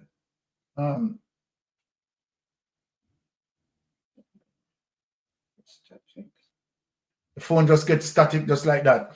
Yes. So, with a melting pot, with the prime minister, whether Andrew Holness want to swear in being the prime minister, whatever relating to Andrew Holness. Hold on. Yes, caller, you are on Mystic Sensation Live. Go ahead, please. I just want to say good night to all. Melting pot, Mystic. All right. And the lovely wife, wish you guys. Thank you. You guys are awesome. Pinkskew, all of you guys are wonderful. I tell you something. I watched this thing. I've been watching you guys for such a long time, weighing all of you for a long time. Thank you. And I'm so impressed with you guys. So impressed. You guys are doing a good job. But as for Andrew, God and son, God on time. God on time. I pray every single day of my life for this, because it's too much. It is too much. When I think about a lot of things, I said, even when I go to Jamaica, like I'm from Jamaica, but I don't live there, I live in Massachusetts, and I tell you something, and in my mom live in Mandeville, and I tell you this, on the TV down there, you really don't see what's going on. So when I tell my mom these things, she's like, oh, you should look at, she's like, what, you really don't, she's like a hearsay, because you don't see anything on TV. So it's, that's such an important thing when they were going around and talking to people down there and everything. So that was good. That was a good thing that they were doing it when they were doing the election. Because sometimes these people, they don't really hear what's going on because it's not on TV. Exactly. But Andrew is a destroyer. He is a destroyer. He's corrupt and he needs to go. It's a disgrace. It's unbelievable. I said, you know what? I can't understand this. This is just, I'm lost. I can't understand it, but I know God, that to do anything at man's time. It is done at his time. He's going to go. He is going to go. I believe so. Yeah, he is going to go. It's too much. It is too much. Wow. But you guys had a great night. Same to you, my dear. Thank you, Another wonderful night. Right. Yeah. Wish you and the family well. All right. Thank you very much for calling in. Sonia, sorry, I accidentally deleted a message. Both the phone screens have become static. Yeah, I don't know what is going on with the phone. You press one letter and 4 letters coming up. Yes. I don't know what's happening with the phones all of a sudden. I can't do anything. What is going on? My God. Amber alert. Amber alert. Same thing happened election night. Amber alert. All right. So let us so everything is static. I don't know what is going on here since we having this interaction. Right. Yeah, No, Andrew don't want to hear the people. No, Sir B, Andrew don't want to hear the people calling and voice them opinion towards him and him criminality. I mean, that's what is going on here? Him have some sperm wheel around nearby, man, where they might intercept the thing. We know them play them role, man. Oh, but them can't stop. Okay, them can't stop it. Let me try and answer this. It's Amber, man, Amber. Yes, come caller, to me. you're on Mystic Sensation. Go ahead. Hey, good night, Japan. Good night. Good night. Yes, good night. I just want to let you guys know, so keep the evidence. Aye. Because I'm putting my neck on the line here. Yes. And I don't want to look stupid when I'm asking for you guys back me up with the stuff. All right. So I just want you guys know you're not alone. And thank you. Putting my out to get justice, so to speak. Yes. So I know you guys ratty and you basically have a lot of evidence. I don't got none. I'm just going off what you guys saying. All right. And all right. So we can get justice and stop. Exactly. Right. I just want to let the guys know, say, I'm on the line. I sent out an email today. Yes. I'm going to talk to you after line sometime. I'll let you know. So okay. Thank you. I sent out an email and they want to, what that email came back to me to make sure what I'm saying, I know what I'm saying. Okay. So I'm just relying on you on Ratty. And you are Ratty. So you guys have evidence. I think that's just what you guys say. Okay. You know what I'm saying? So yes. I just want to let you know that. And then secondly, I want to tell Marky G and the PMP and comrade not to go on the show because the mouthpiece behind holiness. She's just like Fox News and Fox Noise. Sure. So I'm saying, and I don't want the go on the Jackson. And she can't do as much as she wants. She's a mouthpiece behind holiness. And that's how she do. She doesn't run in a show. She's talking about the guy reader here. What's his name again? Forget that black guy. Look at his name. He talk about he's a mouthpiece, but at least sometimes he talk the truth. I forget the guy's name. What do you mean, Cliff Hughes? What's his name? Cliff Hughes? Yes. They talk about he has talked to what I listen to him and sometimes he speaks. So you have to give it. Sometimes you have to give it to him. But Diane Jackson, let me tell you about she. She's no good. No good. I can't stand her name. You listen to the night when the election was going on. You hear her biasness to the and you heard it. And after the election, you heard she and a what you call it, like a basically a tour, so to speak. Not really a, like traveling, but so I'm saying she's put it this way, she's a mouthpiece for holiness. And the PNP and the comment, they don't need to go on her show. In America here, we don't go on facts because we know what facts stand for.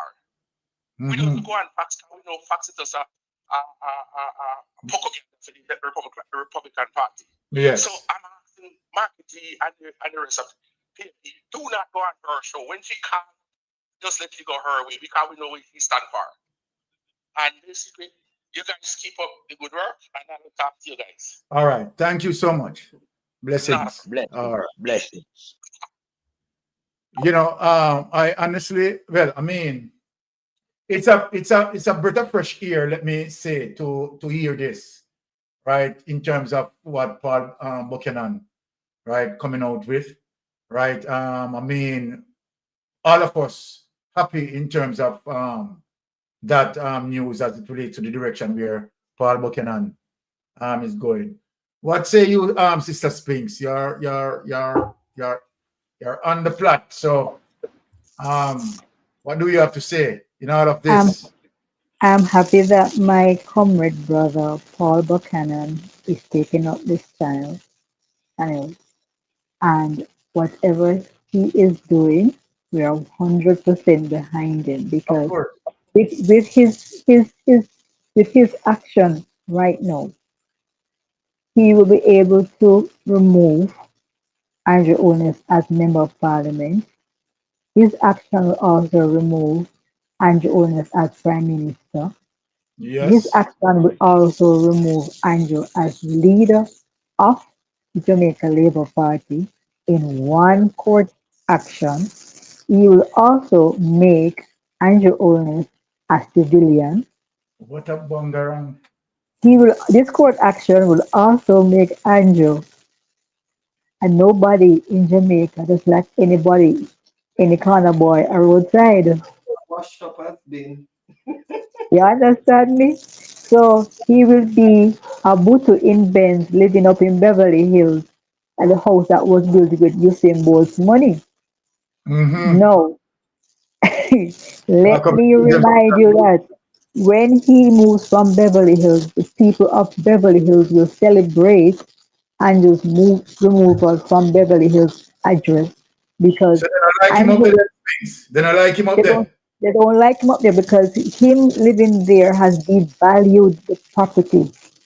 What a mess. So people in real estate will understand what I'm talking about. When you have a culprit like Andrew living beside you, your property value has devalued. Spinks. No, So the people want their property value to go back to where it's supposed to be, and I'm sure his neighbors will be happy to see the back of Andrew and Juliet.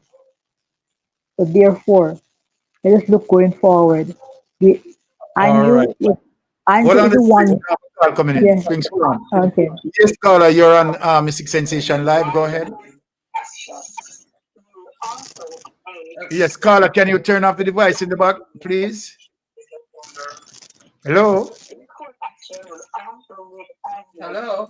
I'm hearing Spinks in your background.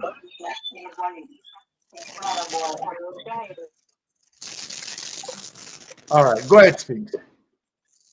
Yeah, and when you think of what will happen next, a domino effect will happen. JLP will implode, and after this, all series of IC reports being tabled, and the by-elections are being held, and after the IC reports are being tabled, the next set will be court cases, one behind the other.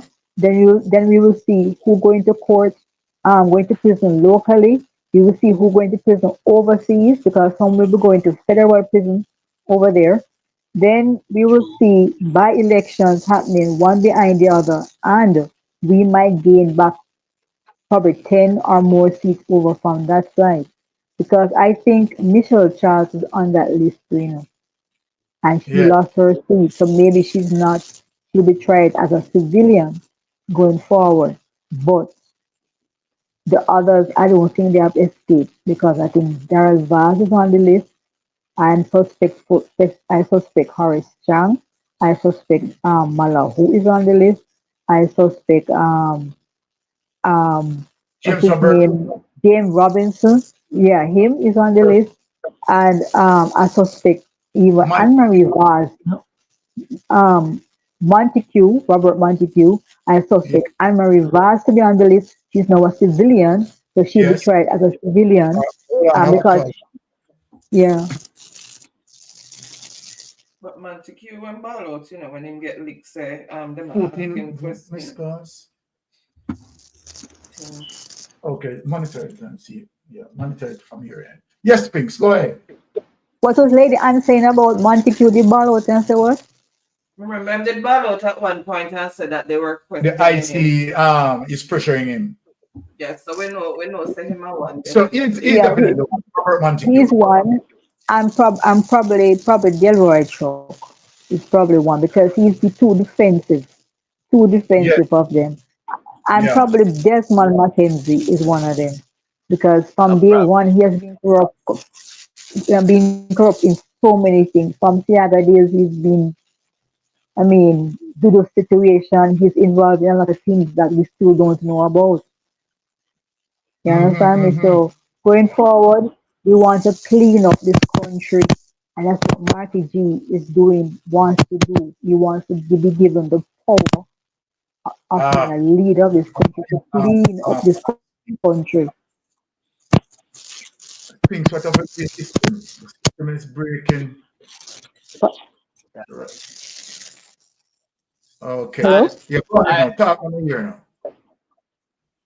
Yeah, I'm saying that going forward, Marty G wants to become leader of this country, so we can help him clean up this country, because it's time we move and evolve from this corrupt subculture that we have here, and move forward into a country that is not corrupt, honest people, so that people from international level can recognize Yes. us and be Hold on, willing. Spinks.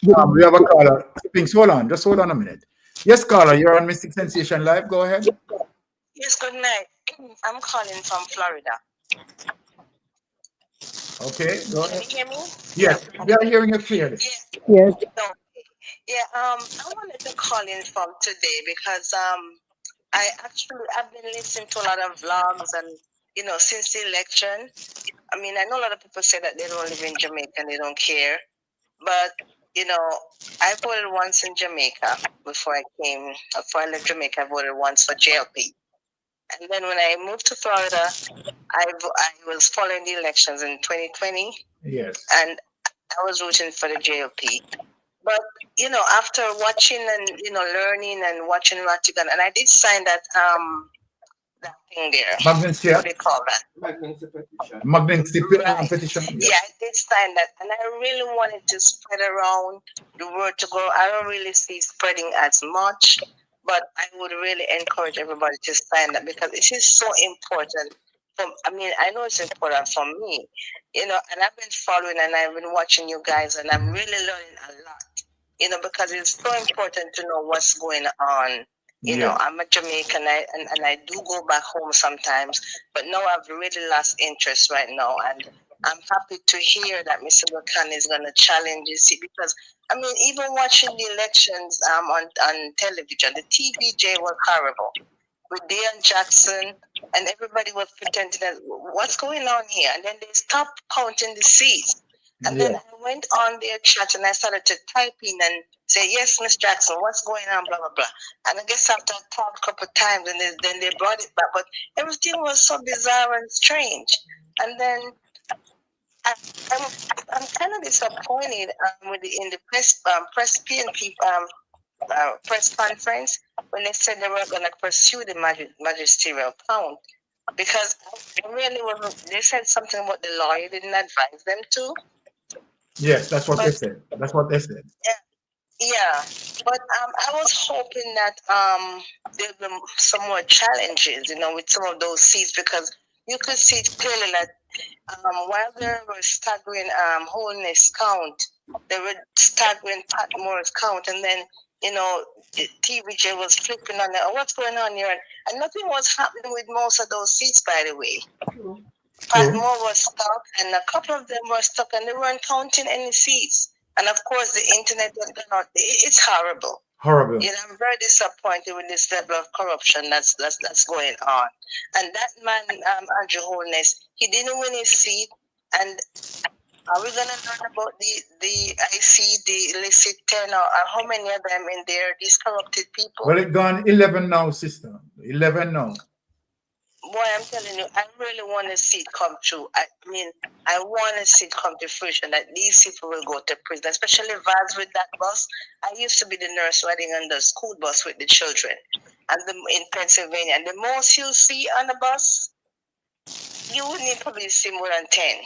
Because the kids have to get to school on time. The bus doesn't travel with a full load of people because the bus have certain schools that they go to and they're assigned. But there are new buses. These old junk that he pick up and say that he bring to Jamaica. And these, the Jamaican people, I don't even know what to say about them. And that is why I'm not sending my money out there and give anybody, because I'm so disappointed in them. I'm really disappointed in them. I'm not against having a bus system in Jamaica, but you cannot bring kids in those junk things, breaking down, tire blowing out and all. This is not safe for the children. And that's taxpayers' money, and he's a liar, and he needs to go to jail too. Exactly. All right. Let me give you 30 seconds. Let me give you 30 seconds. Let me give you 30 seconds to finish up because we have other callers calling in. So use 30 seconds. It's fine. I just want to thank you guys for what you're doing so far. And I know it's a lot of work from each and every one of you. Yes. And I really do appreciate what you're doing. All right. Believe me. Thank you so much. Okay. All right. Yes, caller, you're on Mystic Sensation Live. Go ahead. Yes, you have to turn off the device in the back. Please turn off the device in the background. Yes, go ahead now. Hello? Yes, I'm calling. I just want to say I'm 68 years old. Believe you me, man. Never so much corruption in Jamaica. Yes.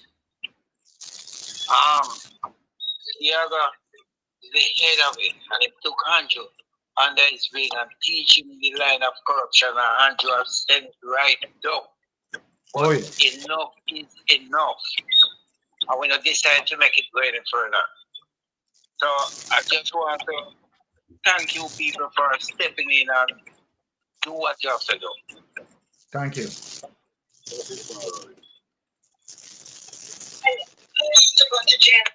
All right, that's it.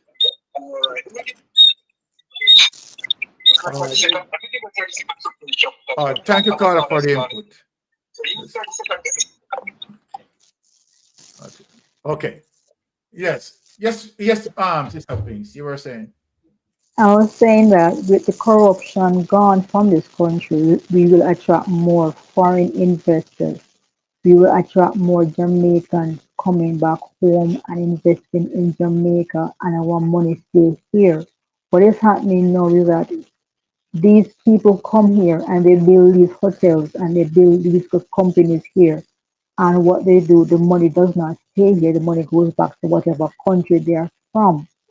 And we want our money to stay here, spend amongst our people, employ our people, because most of these fine hotels do not employ Jamaicans. They employ foreign chefs, foreign dancers, foreign foreign entertainment company entertainers, foreign foreign most of the workers there are foreigners from their countries. And what you see happening is that our Jamaicans are left hungry and wondering what is happening. When you go to these hotels now on the north coast, the Spanish hotels, they tell us Jamaicans that we have basically half an hour to be on the premises, and this is our country. I had to stand up to some of them and to let them know I am here to visit a guest. The guest is here to have a meeting with me in your lobby. This normally never happened before. Normally, when I go to meet a client in a hotel, I can go there on the property and spend the entire day. No, it's they're restricting our Jamaican time there. It's ridiculous. We need to take back our country and create our rules to make our Jamaicans be comfortable in the island that they live in. And I yield the floor to someone else. All right. Thank you, Spinks, for that punch there. Melting pot, rice, the machine, right? Keep you too lukewarm, man. Coming up to the front. Yes, Well, melting pot. you know, I'm glad all the people are calling, you know, and advise them opinion. Yes. And even the previous caller to the, you know, she was saying that she had voted two times for the Jamaica Labour Party. But since she has attached herself to our classroom, she has been, you know, well informed and becomes more educated towards politics and towards what is happening in Jamaica. And it didn't take her a second opinion to change her stance. She's now a comrade. Welcome, madam, in Florida. Thank you for your endorsement, and thank you for being, you know, upright and steadfast in your approach to good governance and, you know, clean and transparent governance. So this is just showing that people has changed drastically, even on a overnight diet as it come to what is being served up in Jamaica. People move away, good, solid-minded people who are real patriotic Jamaican, who don't believe in handout, who believe in building Jamaica, yeah, has changed overnight because of the diet of corruption that has been served up by the Jamaica Labour Party. And these people were once Labour Party supporters. But because of knowledge, yeah, which elevate people power to think constructively, they have changed because they're not in for handout or corruption. Just what Pink just said a while ago. You know, a lot of Jamaicans experience that. We can't go to the hotel in Jamaica as Jamaican because we are not considered to be, you know, the type of guests that these hotels are looking for. So we are not welcome in our own space. And it's as a result of the Jamaica Labour Party government and the type of deal that they constructed with these foreigners to suppress the Jamaican in their own country. And so everyone is in shock and still in sorrow as to how the Labour Party robbed the government using the tool where them call corruption. I tell Tadpole Green, yeah, people know him as Gladspole Brown. But in other terms of his affiliation around the Jamaica Labour Party and Andrew Wallace, he's Tadpole Green. Yeah. I tell him that he has become an enemy of the people, not only in Jamaica, but in diaspora. The comrade, the blood and fire comrade, this guy has put himself in a predicament position. He has also put the office of the EOJ under the microscope of corruption. And this is why when we get an independent body to go over the process of the election between that seat between Paul Buchanan and Nasty Andrew Wallace, Him office cannot be anywhere around. That office must be disbarred and investigated like tomorrow morning. What is the melting pot? We could hear what the scholar is saying. Yes, scholar, you're on Mystic Sensation. Go ahead. Mystic Sensation. Blessings, my brother. Always blessing you and your queen and the panel. All right. First thing I'm gonna address is this. Why is it that I always have a dialogue with you? I may have to say this. Why is it that people don't understand that the bell represent slavery? Huh. You're right. The bell represents slavery. And you do not walk around with a bell as your head. You walk around with a head on your body. And if someone have to tell you that you have to put the X beside the head, then you're a fool. 90% of the people should realize and know that the People's National Party is for the people, by the people, and it will always remain that way. Why we continue going down the same path with this criminal organization? Because that's what the GLP party is about. And that's what it is. It is a criminal organization. None of them still don't certify with the Integrity Commission Act. None of them. Not one. And they continue walking the same path. When you look at Paul Buchanan seat, I was watching the election that night, right through, and I see where Paul Buchanan win his seat, and all of a sudden internet go away, and you come back and win by almost 3,000 votes. Madness. Madness. You have to understand. It's the same.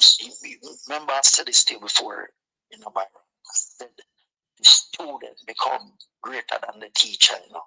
Oh yes. And Seaga is the one that Andrew is come up under, you know, through his grandmother, Miss Francis, you know. That she was a star-born GLP. Mm-hmm. And the student become better than the teacher. Remember, you know, when lock up Edward Seaga already in a marvelous school, you know, when he come there to keep the ballot box them, and we had to lock him in the schoolyard. And when we lock him in the schoolyard, the people them were around him wasn't police, you know, because when the real police come, police I said, but I don't know that boy, them man, we locked him up last week. Where man do you in a police uniform? Yeah. What are you around this? I don't just know this one. So hold on there, Bridget. We have to back up a little bit.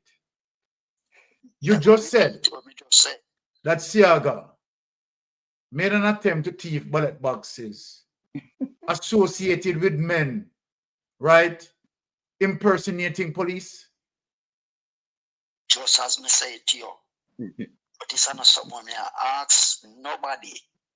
This is something where me see no, man. Too high. I was there when they come to the schoolyard. So I don't know them I use police to take ballot box. This is not new. I don't know them I tamper with ballot box, and all of a sudden this one mystical box just pop up like a rabbit out of a hat.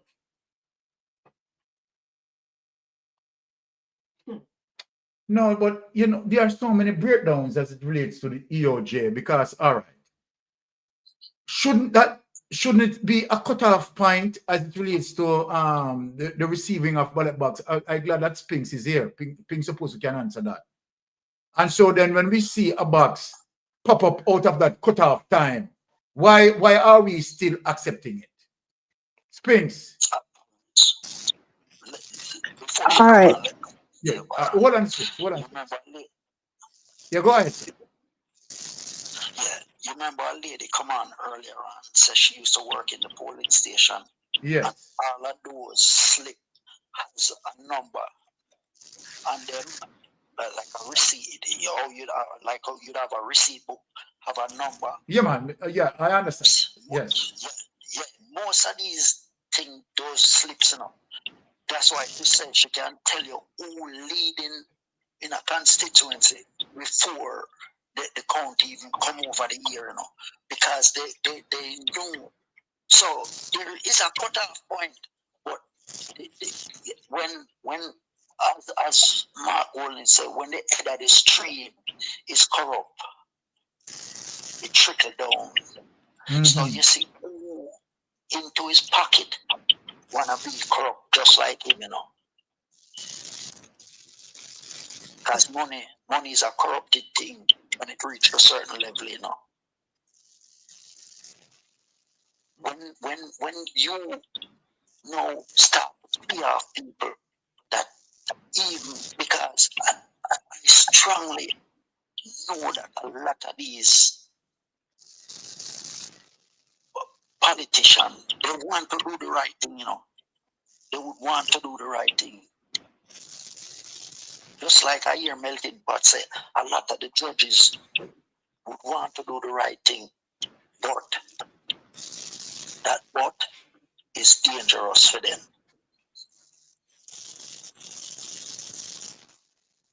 So we have to understand that there's people out here who are so vindictive and evil. And when you use that word vindictive and evil and corrupt, it spells unholiness. Mighty God. Just plain and simple. Man, somebody just send me a video and show me a man where a complaint said, them just vote for the GLP, but yet still them a sell downtown and a pay shit water come up. All right, hold on there. Hold on the caller. Because I have you in the caller. As a top, wait the caller. Just wait a minute. Let me show the people them. Because I just send you the video. You just send it? Oh, you just send me the video?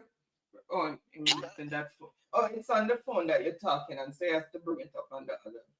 Okay, but me have the video on it. So make the as the caller talk about it. So all right, so we say just look on it. I want them to drop in it, because here we go and then put him back in. Some of them vote him in, Wanna look on the video, people. Look what Jamaica gone to. You understand? I will put back in. Look on this. Wanna look on this, Jamaica. Right? Wanna look on this.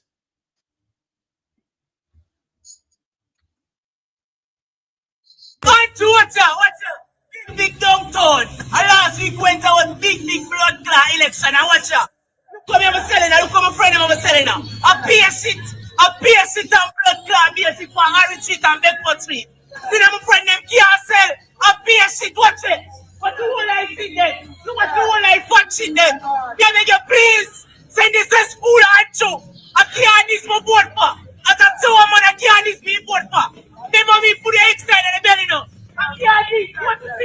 What a beer shit was it? Beer shit. This evil fix. I can't tell this shit. This shit and not me out and kill me, Ancho. You see that shit here? That shit there over the right now. I'm here to go way up the road and I'm going to court. Ancho, me I beg you please. Ancho, honest. That shit can't kill me. What Ancho? What Ancho? What beer shit? Ancho, honest and beer shit. That shit an evil fix. I can't dismiss board for. Remember me put the X side of the bell now. Ancho, honest. Or put the X side of the bell. What's that? Sit.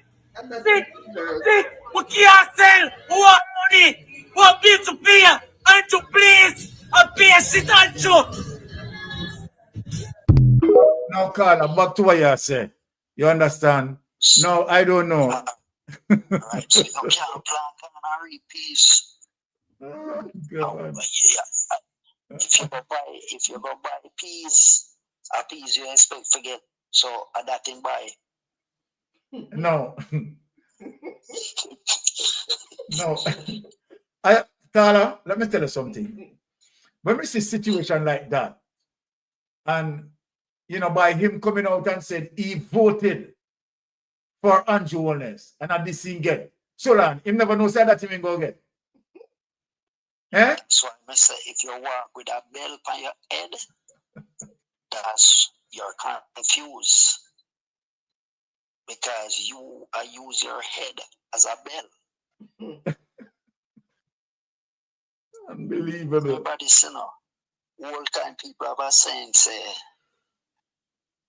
bell only make noise, but it make noise to support the slave master, Mm-hmm. Yeah. So yes. You see the other day when you see him claim him win and come out with the big old bell and say he can hardly ring it. That they are loud. It came right back to the time when I, as a little young youth, I could remember when Edward Seaga at a campaign and he was saying, I'm going to lock down this country tight as a sardine tin. I remember when he said it. I remember when he said it. Yeah, and the idiot, them are ring the bell. and hear them, yeah. You shall have jinglings in your pocket. I remember when he said it. Carl, you know where he said this? Let me tell you where he said it. He said it in Montego Bay at Sam Sharp Square. That's where he said it. Yeah. Exactly.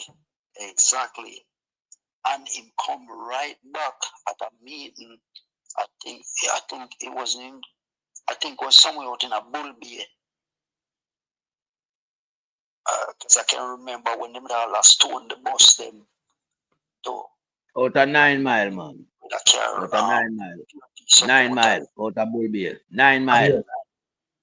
And him repeat it again. And me can remember that as a little young man.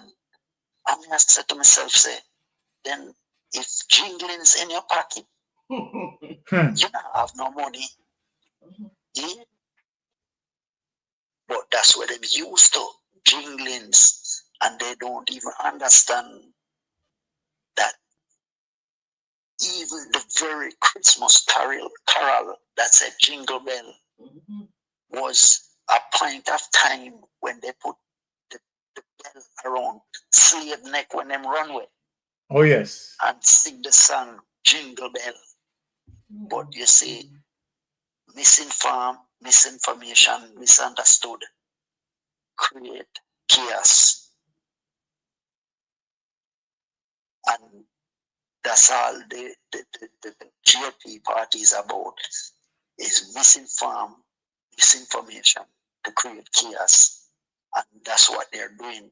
But I strongly suggest that every seat Mark Golin them should challenge every seat, because I just don't want them to take Andrew Holness' seat. I want them to take all of the corrupted, because that's what that's all about. They're trying to put back all of the members of parliament in place that under the Integrity Commission investigate. Yes. I want to tell you something. I want to tell you something, Carla. You understand? Because we are reasoning.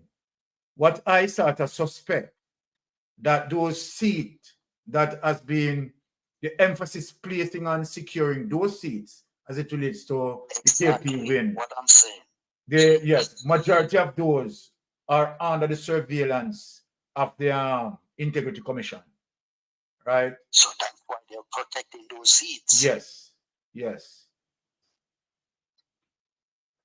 That's why they're protecting those seats. Because remember, I know one of the first thing Andrew Holness did, and give a gag order that none of them can speak out Yeah, about what's going on. which is section 53, subsection 3 you're speaking about.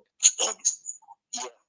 So with that gag order, when they become a citizen, a regular citizen, him not have the authority to do that no more.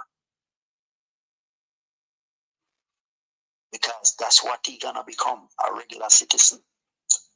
As Sister Spring said, nobody now go want him up a Beverly Hills. So he need to find somewhere else go.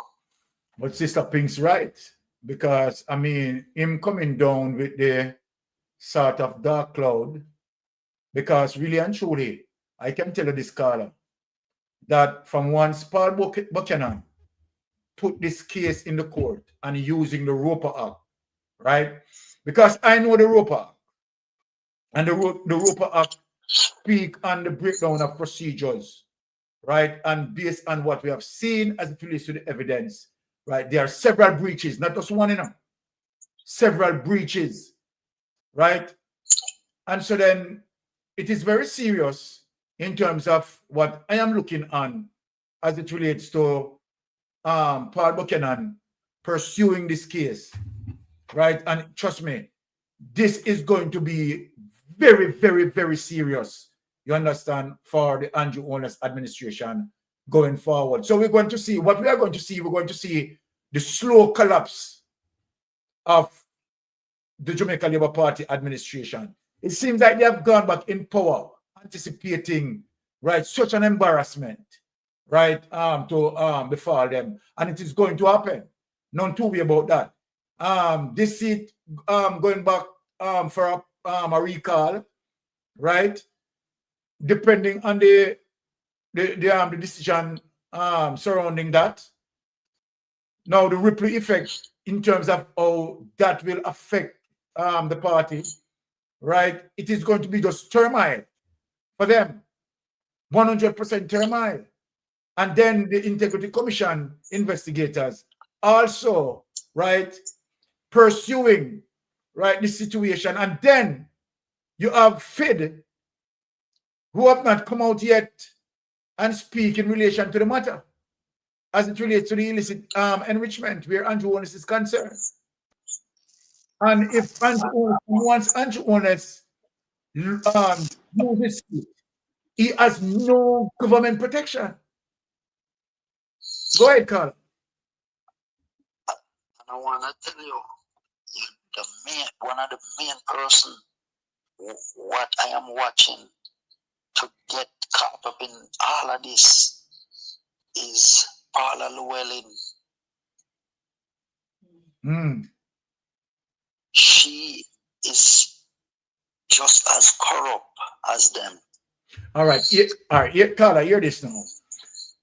Let me say this. The situation as it relates to Paula Llewellyn, right?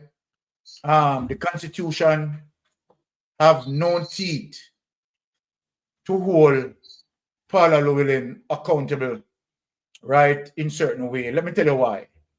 I think section 94, subsection 4, if my memory serves me right, had given Paula Llewellyn the ultimate power to start a case and end a case. And that is where I have the problem in terms of the Constitution. For the persons who have written that Constitution, we're not thinking to the possibility where a DPP might become a political operative like Paula. Because they are thinking that the DPP should have high self-esteem, which is true in terms of protecting the law.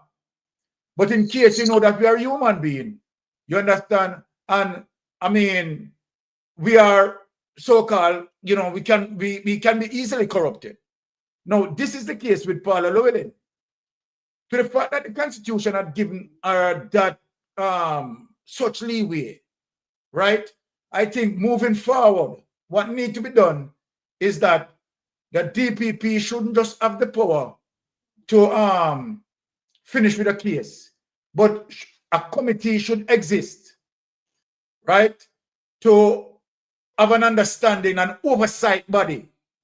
You understand? When it comes to high-profile case, such like this with government ministers, right? A committee should know, have oversight in terms of how the DPP, so to speak, would have just, make determination to, eliminate the case. That going forward should be done as it relates to that particular section that give Paula Llewellyn that ultimate power. Yes, Carla, go ahead. Yeah, so they need to make an amendment. Yes, or sir. adjustment.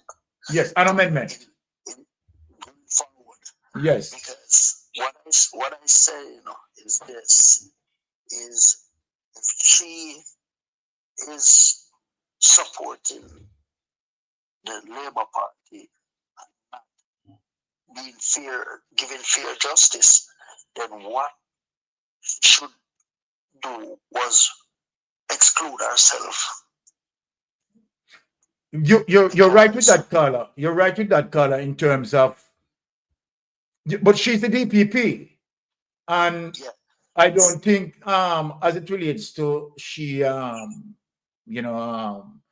I mean, she, in terms of recuse herself, depending on how personal, right, that case is, and so she can step aside for her next DPP to rule on a particular case. So you're right there, right?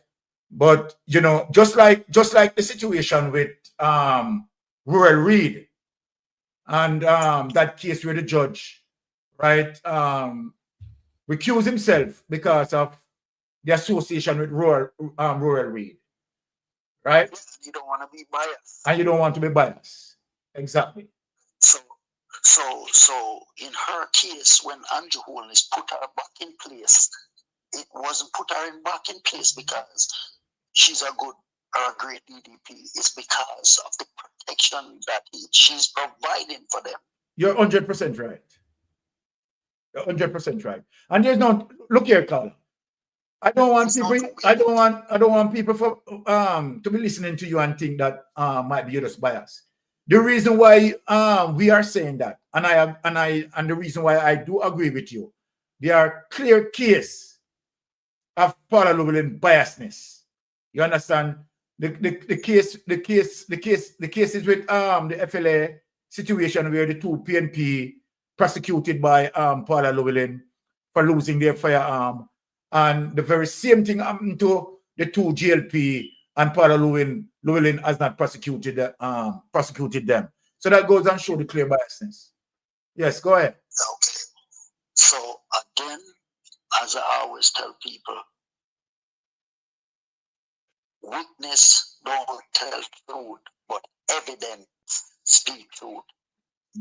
Evidence. You're right, sir. To speak the truth. Yes.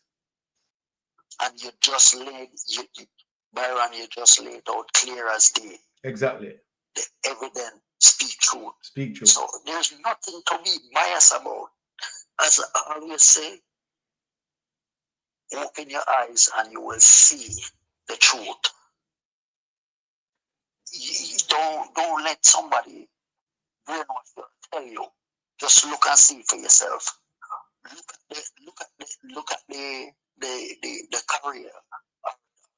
It's the two different parties in Jamaica. Yes. Look at what the PNP had done from Michael Manley.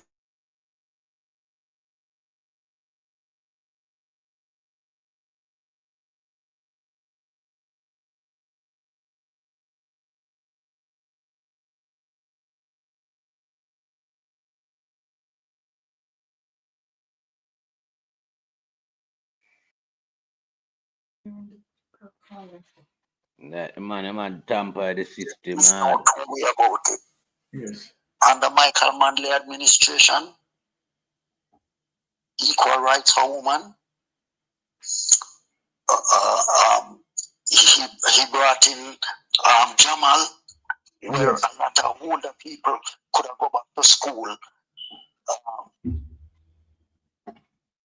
All of these things, the National Housing Trust, all of these things that they have done and put in place.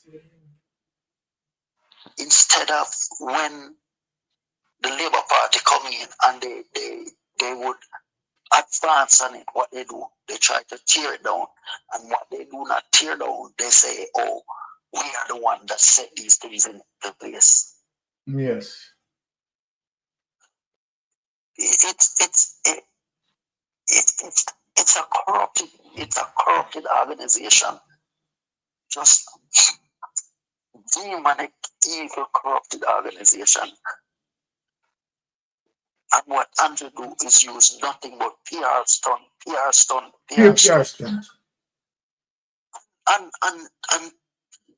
that's why I say, what you walk around with on your is a belly up by your head or a head.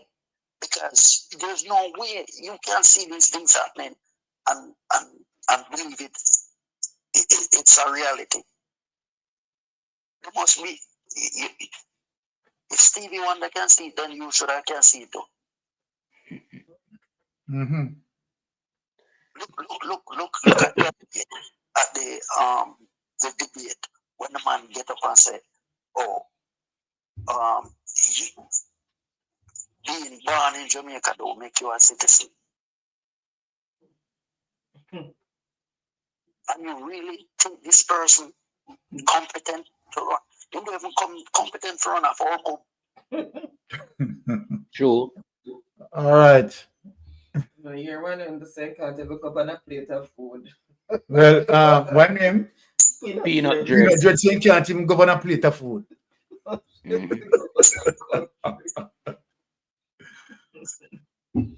And Peanut Dread is right. Serious. It's so much. I'm gonna tell you. You see the work where you, Melting Pot, Rattigan, and so many other people that is exposing the truth to people. And don't get it twisted, you know. There's a lot of people out there don't like you guys, you know. Yeah, we know, man. We know that. The truth is an offense, but it's not a sin. Yes. And it's not that they don't like you, but they don't like what you stand for. Yes. Because you're bringing truth to the forefront. And remember, you know, Carla, you have to remember that corruption paid for a lot of them. And the type of corruption that paying for a lot of them are billions of dollars. And just they see we as the ultimate enemy because we are stopping that billions of dollars from flowing. Right? Such as the 28 bank account. Exactly. Right? So we know that, okay, what we are doing, we are not naive, you know, Carla. We know that what we are doing is extremely dangerous. And we have to go up against political fanatics. You understand? And so then we have to be very careful, you know, going out and coming in, right? And so then we try to be as much as possible, right, being alert and right and know what we are doing in the space, because we are fighting against dark evil, not just evil. And times again, when I said Andrew Honest is 100% pure evil, I don't think that people understand where I'm coming from. The man is just naturally evil. Let me tell you something. The same traits that Hitler have and many more dictators in history is very similar traits that Andrew Honest have. Right? A dictator believes that every move that he makes is correct. To him, he does no wrong. And so then he believes that, you know, he has the gift of gab. He believes that, you know, he's the smartest in the world. This is how Andrew Honest is thinking. You know? And time you hear he comes out and he try to send that sentiment that he doesn't play draft, he played chess. simply means that, you understand, he doesn't play ordinary game. The game that he plays is high-tech. And so then he planned his move months and years after. So in terms of Andrew Walner's planning is not ordinary. But if you look at all his planning, yes, right, showing he has a very low IQ. I tend to agree with you, and here why I'm going to agree with you. Here's the reason why I'm going to agree with you with that. Any good person, goodwill person, and person who brilliant and extremely smart, the amount of trails that Andrew Walner left behind, those are easy pickups for any investigators.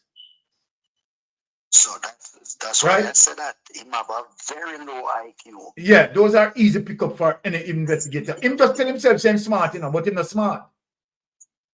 Right? And he's very, all right. Number one again. When you're in that sort of game in terms of millions of dollars ringing, you ringing money through the bank, and then not only through the local bank, you're putting X amount of money that hit the Swiss system. How smart can you? Because let me tell you something, Carla. We are reasoning. What Andrew Walner don't know, and I think him know, is that United States have all the hints on him, have all the lids on him. Because from once you put money, right, through the American system and you hit the Swiss system, it's done for you. So what Andrew Walner has done, has compromised himself as a government and becomes a puppet for the United States. So now to the fact that the United States have all of the evidence on him, they can get him to swing anyhow they wanted him to swing. So when they come down and said, listen, man, run out the Cuban doctors, he has to do it. Because behind closed doors, he knows what they have on him. You get what I'm saying? He's a puppet. Exactly. So, Carla, let me just say this because let me give you a minute to finish up and then we turn to Melting Pot for closing us out. Yes, Carla, so use a minute to finish up. So here is this now. As far as with Paul Buchanan. Yes. He know how many people in his constituency. Right? Yes. Show you how low his IQ is. And at the same time, you all of a sudden internet go away and you win by over almost 3,000 votes. All right, what did the caller? Because you said something that fundamentally important in terms of showing people, right, as it relates to Andrew Walner's low IQ. Number one, you have seen that there is no thought process that really goes into stealing the election. Number one, he should have now studied, right, as it relates to the constituency, the maps that, registered within the constituency. He should have that data, right, and capture that data. However, because of his, eagerness, right, and his low IQ, right, and might be underestimating Paul Buchanan. And that is why Paul Buchanan now drape him up, because Paul Buchanan now is able to tell him that, listen me, I know the history of my constituency. I know the demographical breakdown of my constituency. I know the total, you understand, voters who supposed to be on the voters list as it relates to my constituency. So it is a very easy thing to Paul Buchanan, you understand, to definitely be aware that Andrew Honest, you understand, tried to steal the election from him. And so then here it is now that he has no answer for that. He has no answer for that, because if you have a constituency that the voters tally, right? He said 10,000. How is it that you are winning by 12,000? How does that make sense? Mysterious. Sure, another low IQ. Stan Ball put the money in the SSL today. It come out tomorrow. Same amount come out. Once again, low IQ. We could go on and on, but we could go on and on. You're right. Other people need to call in. Yes. So we're going to wrap it up. Yeah, man. But me have a wonderful chat with you, man. I enjoy talking with you. Yeah, man. I mean, I say thanks again to your panel and to you and your queen. Yes. Great work you're doing. Thank you, my brother. It's been a minute. It's been a minute when I call in, but me had to call in tonight. Because, trust me. From the election, I kind of ticked off because yeah. I know them don't even win 15 seats. Remember me tell you. You know, the maths ain't maths in. But, you know, I say go call her. But, you know, I'm glad to hear your call and, you understand, we chit-chat for a while, you understand, and, you know, we sensitize the people as it relates to what is happening, right? And, you know, we appreciate the knowledge that you have as well. So, you know, sword sharpen each other, you know. So, you know what the thing say. Iron sharpen iron, my brother. All right. Bless up yourself. Yeah? Melting pot, how much in the space? Yeah, man, silent. I listen the caller. I take you back in history as it relates to Seaga. Hold on a melting pot. My sister call. We have here for my sister, yeah. Hi, my sister. We are watching now. Sister, go on. Go on, talk to your sister. Take road. Good night. Hey? Yes. So how comes that? Wonderful work. Yeah, man. I watch you, especially, you know, which part shocked me? With Lushanti. Yes. Oh. You know, say something in a something. Of course. But all time people say secret in a minute if you know dance, you know, fine. Aye. No. We the Jamaican people, we are living dangerously. Very dangerous. For these people come in our country, in our island, and I do this thing to us. Cliff use, you have no fiance at it. You have no fiance at it that disgrace to your own country. Now, I watch a clipping where a cafe or the woman account that said, after she said 21% of people never vote. No, she had contract for her word. JFJ, I go say, the opposition never come out and talk about, shouldn't talk about, no vote by. No, what kind of society is this? And what is that guy? Sure. When you look, you see the commissioner of police are the man of the other police injunction when not qualified for. Can you imagine? What kind of thing is happening? Have no authority. You have no authority. That what you said. People have to say, so wow. When you get in term, no, want to see what happened to people. Exactly. Want to see what happened at the hospital. This all the fracture. Worse than to come. If Andrew is not stopped, in a track somewhere, somehow. And you know who me sorry for? Sorry for myself, you know. But the young people and brother. Sorry for them. But yeah, do our work, yeah, brother. Money can't pay you. May I tell you? And I hope PMP them are look and listen. Because the part when time a part the paper where I read when man saying can destruct.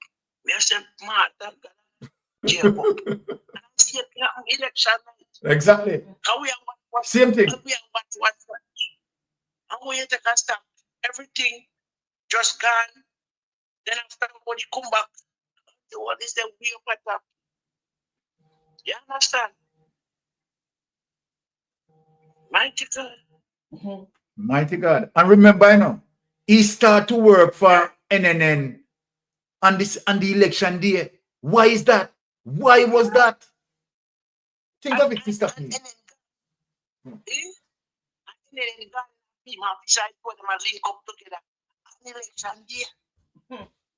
No man, this needs some forensic and some worry person.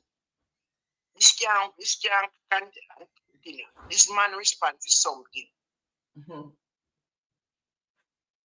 And this man respond to something. Terrible man. The man can refuse election. The jail even before back then don't count, you know. 9:30 call election. 9:30. So they all know what's up. It's not that they don't know, they know what's up. So I'm going to ask Byron now, how we can counteract this? Well, yesterday the JLP had their the PNP had their press conference, and they said that they're not really going to contest it except for the one seat, Andrew Onus and Mr. Buchanan. You know, but as people are saying that, you know, it's destruction that's going to follow them from whenever they take office going on, because as somebody rightfully put in the chat, we have 3 Methuselahs in there where need to go park up now because Parliament is not a nursing home. So they will soon have to retire, right? Because they can't make it through the 5 years, because they can hardly go already. I'm sure out of the 3 of them, maybe 2 of them are wear pampers go to Parliament, right? And plus, plus they have other seats as them talk about with those who are under investigation for illicit enrichment, because the whole house will come tumble down upon them too.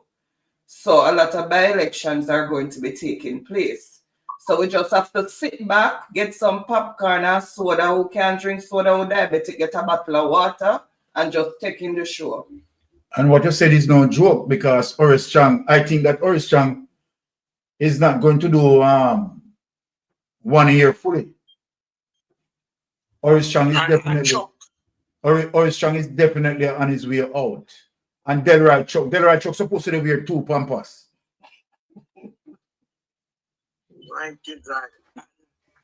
What a disgrace. No, for Desmond Mackenzie, about 4 of them, you know. Two as it relates to old age, and 2 and an additional 2 as a result to other circumstances. Yeah, mountain bug. Your sister part, mountain bug.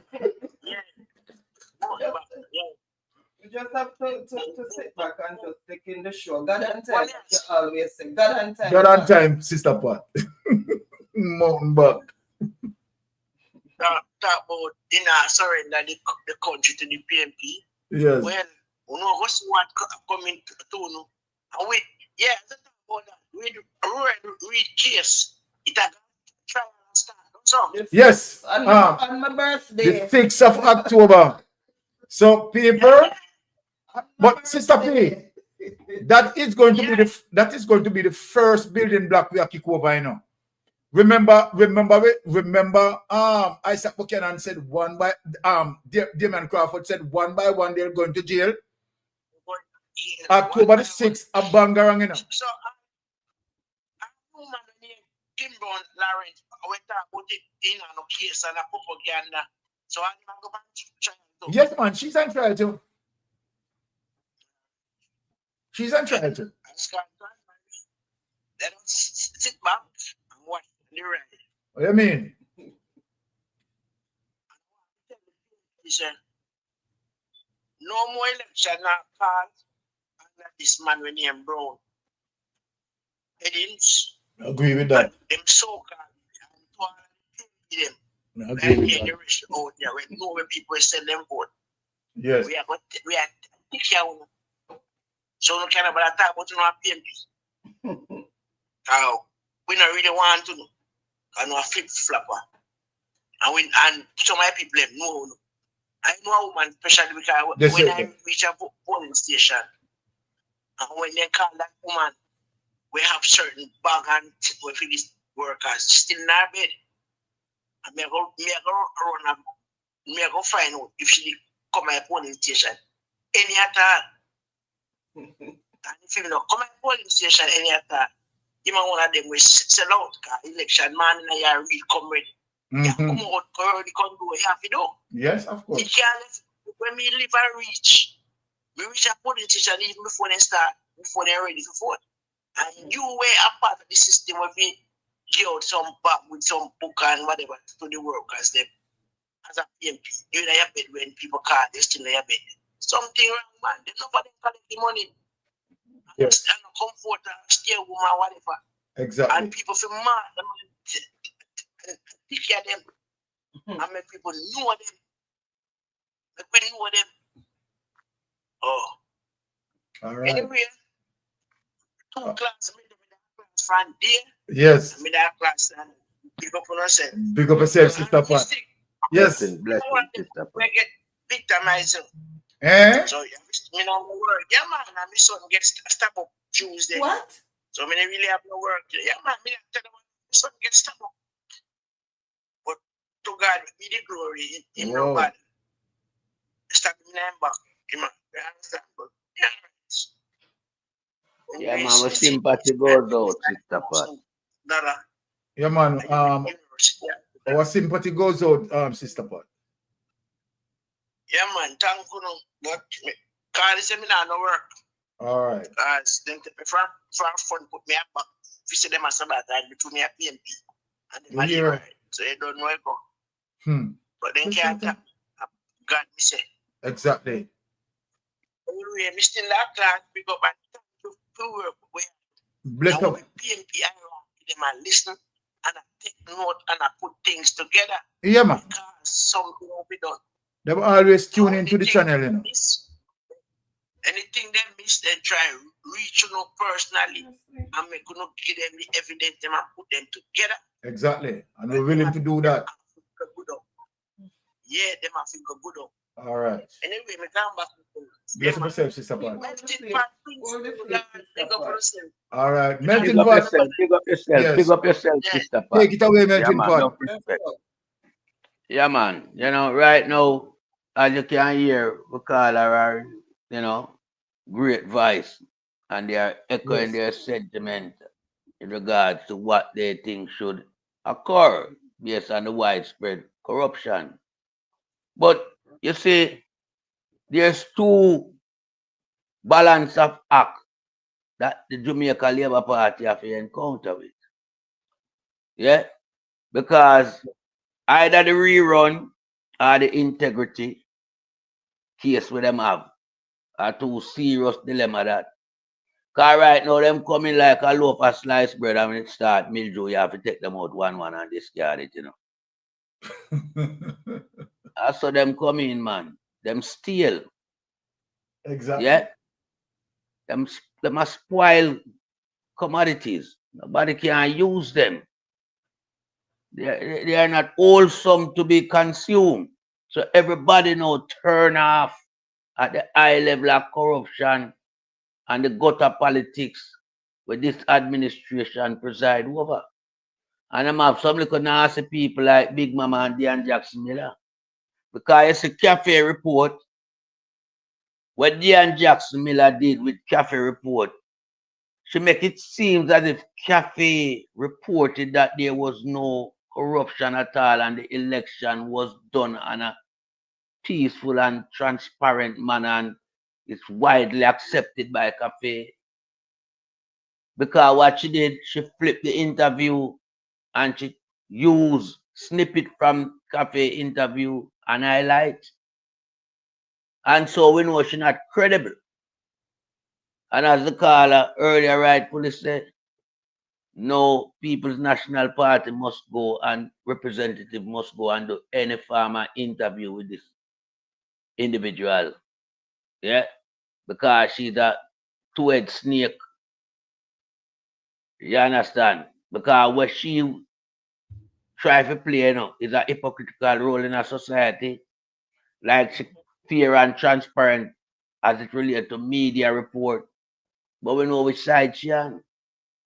We know which side she on. So, I just want to make the caller know that we all know, and I mean, we've been saying it to the People's National Party representative. Be aware of these mouthpiece organizations that want to do interview with you guys and then flip it and spin it and, put out misinformation and disinformation.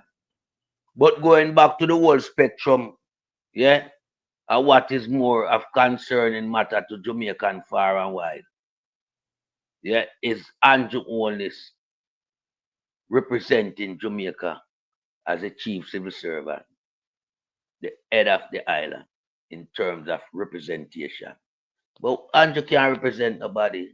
The entire outer world no want to see Andrew carry come and reject him too. Because I know if Andrew get one head of state from CARICOM to come at him swearing ceremony, whenever them going to have it, him lucky. You understand? Because him sell CARICOM down the drain. And CARICOM leader are not in favor of him and his leadership style and what he brings to the region. So we all know that Andrew Holness' back is against the wall. And as Damian Crawford said, one by one they'll be going to jail. And it might sound funny, but it's true, because people might have questioned and said, I go to jail and them a government and them beat or not. No, them cheat we. That's why we have 28 lions now to run out the cheaters them. And this is why when man a plan, God wipe out them plan. Andrew them plan for rob the election. But the Almighty has slowly chip away and erode them plan. And Andrew armored wall we have round him is coming down one by one. Just like how you see them go jail one by one. Now when you look on downtown Kingston, that represents the capital of Jamaica. Yeah? And look at the state that it's in. And you tell me, say people vote for Deadman Mackenzie. Deadman Mackenzie is like the shit water where you see around downtown, Orange Street and Bedford Street. And a long time it's like that. It's all in front of Coronation Market. It's widespread, Darling Street, everywhere. Our city has been infested and been eroded by sewage water for a mighty long time. I don't know them people sell down, they don't have cholera. You understand? And it's a shame. It's an indictment on the leadership. And that's why we call on West Kingston people. I don't know them can't sit down with a piece of garbage like Deadman Mackenzie for so long. Tell you. What him a give them that nobody else couldn't offer them. That makes sense. Him not give them the job, Remember the people them downtown are their own creator and initiative of their own. We have survival. Right? Them hustle, they are hustlers, they are not employed. Majority of them are not employed. Nowhere in a society. Because these people don't believe in really truly going out there and command a job. They like how they live in the bubble downtown and they can just go out and hustle anything because it's a hustling community. And then when they're not hustle, them can get the handout. And them get handout from foreign. You have an organization where send money come to them down there. And then Deadman Mackenzie, them will rob the place and give them money, corruption money. Because we know Deadman Mackenzie high up on the list of Integrity Commission, as it relates to investigation, Because Deadman Mackenzie, when you go on your planning permission, yeah, you have to give him 2 apartments.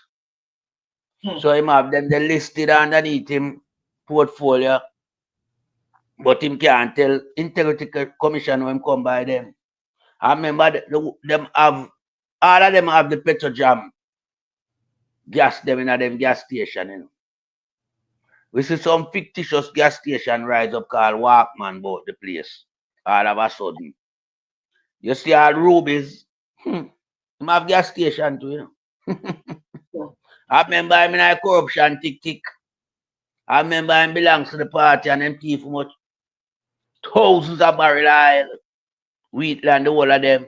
I remember Wheatley couldn't have it himself. It distribute amongst them. And all of them have gas station, Integrity Commission know about them. All who that collect people apartment to get planning permission, people know about them. You understand? So let me tell you something. Them in a sewage water like where you see downtown Kingston. Shitty water them in. So them can't have gas for breath. You understand? Never in the history of Jamaica has our politics been brought to the level that we see it on September the 3rd. Never. And leading up to the general election, throughout the period of this regime, the politics has taken a battering by Andrew Wallace and his corruption. And this is why I say Andrew always make him ego get the better in judgment. The way Andrew Gladstone Brown fixed the election fee, him award him honorary award for Heroes Day. Like him take Heroes thing for a shamble thing or a little gimmicks thing. You have to shed blood.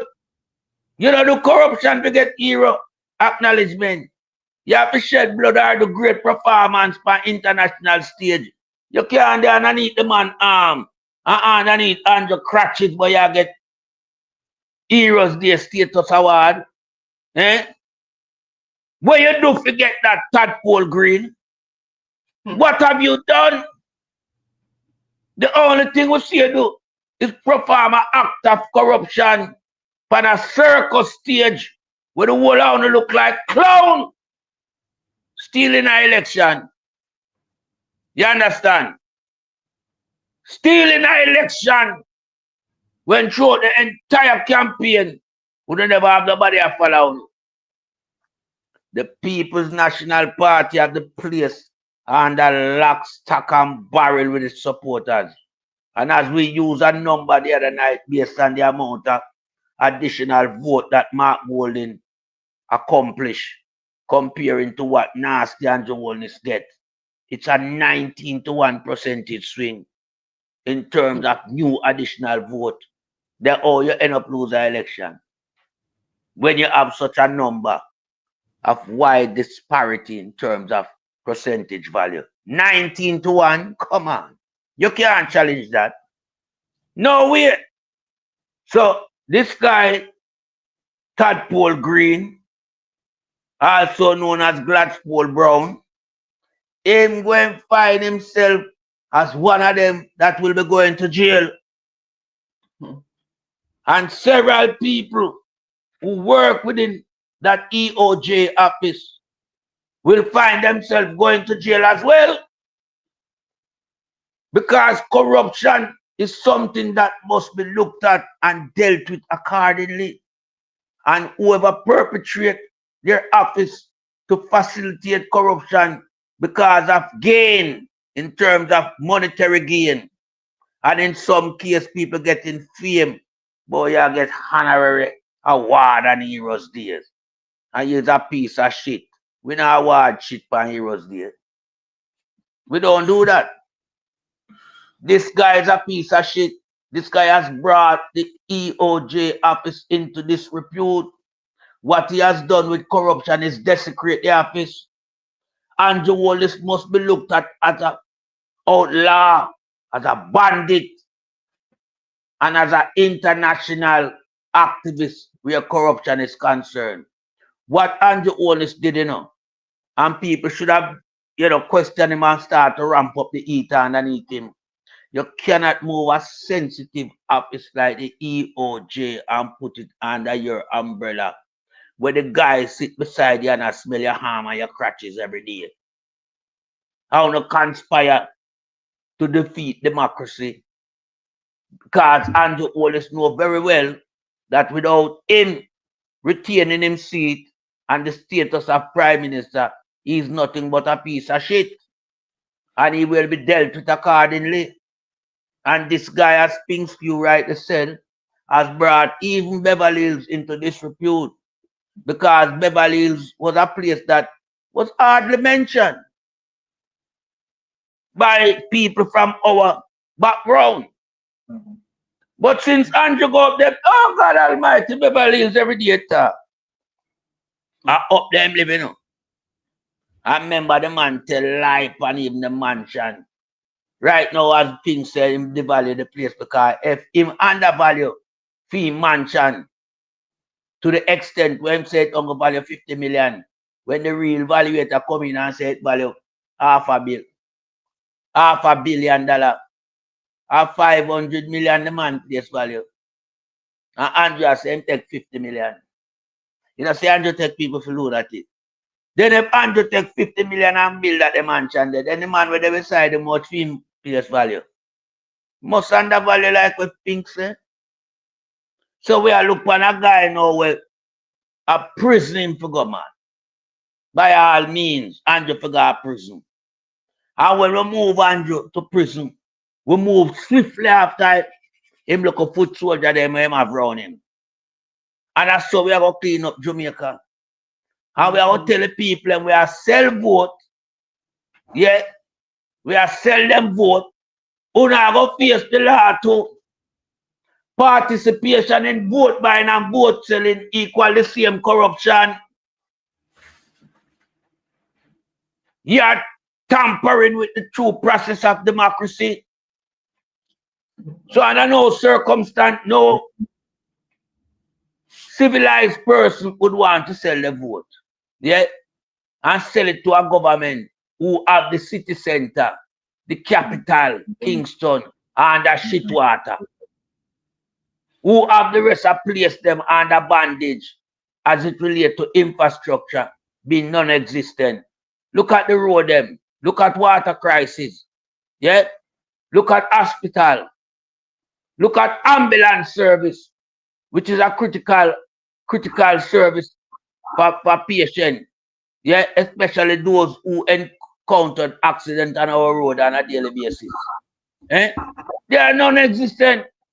I seen a police station. Me I tell you, say it look worse than my granny hut. And my grandmother dead from nearly 20 years ago. And she left her hut at St. Mary. Yeah? And the police station older than that hut there.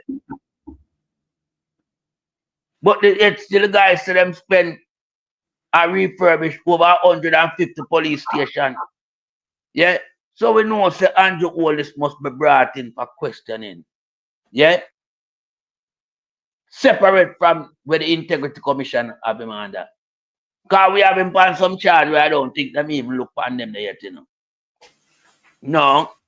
Because I sure know the Integrity Commission not have him under the scrutiny of corruption in the general election.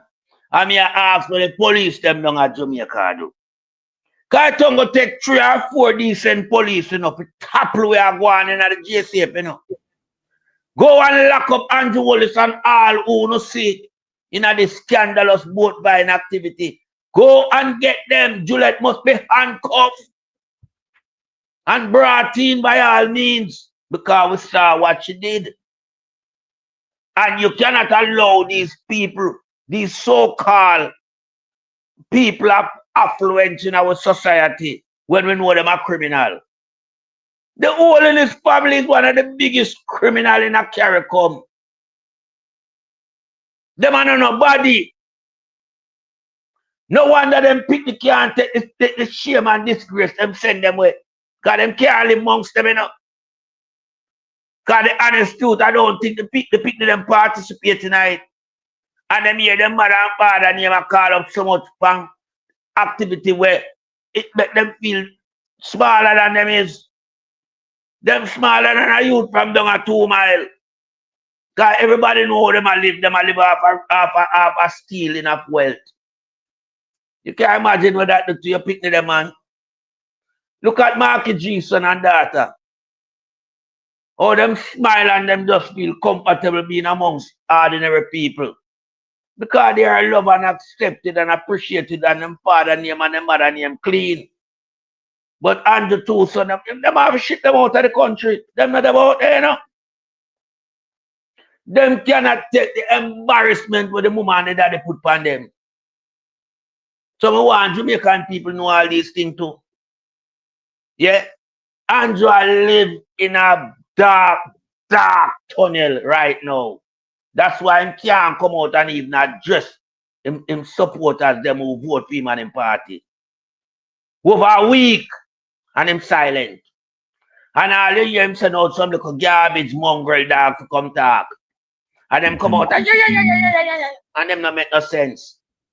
You understand? None of them not make no sense. We are tough tongue come and them do have know the difference between the EOJ and the ECJ. Yeah?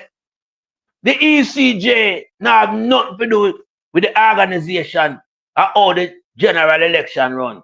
That responsibility is solely on the shoulder of the EOJ. They're responsible for that. How the election is being constructed, the deployment of people. So when the ink left from where it left from, it don't leave the ECJ. The ECJ is just a committee. It's a board of people that is there to do an overview of what the EOJ are doing. Big done stuff done. Yeah, call Andrew Duns. You look like you done, Sir Andrew. Because you should have known that before you run out of what you're thinking mouth. Your mouth stinker than the water where we see at Beckford Street and Orange Street. You understand? Because where health is concerned, you know, make that a priority, you know. So me know all you stinker than some of the hospital when are clean. Like Spanish Town when a janitor not there because it lacks sanitization. All right. All right, Pat, hold on there because we'll close this by 10:30. Right. So use a minute to close up and then we give Spinks to close out because we'll close off at 10:30. So we have 7 minutes. Yeah, man. Yes. Yeah, man. So I just the thing there, you know.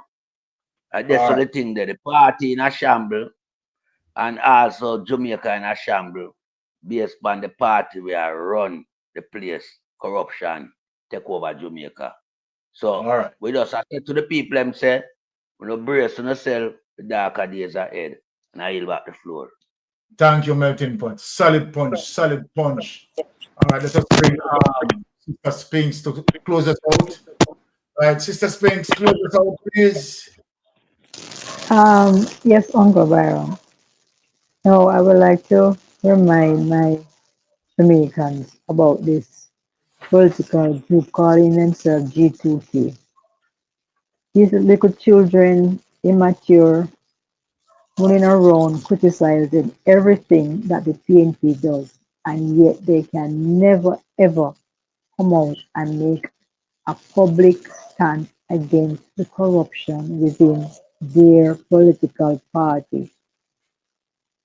Please go and correct yourself.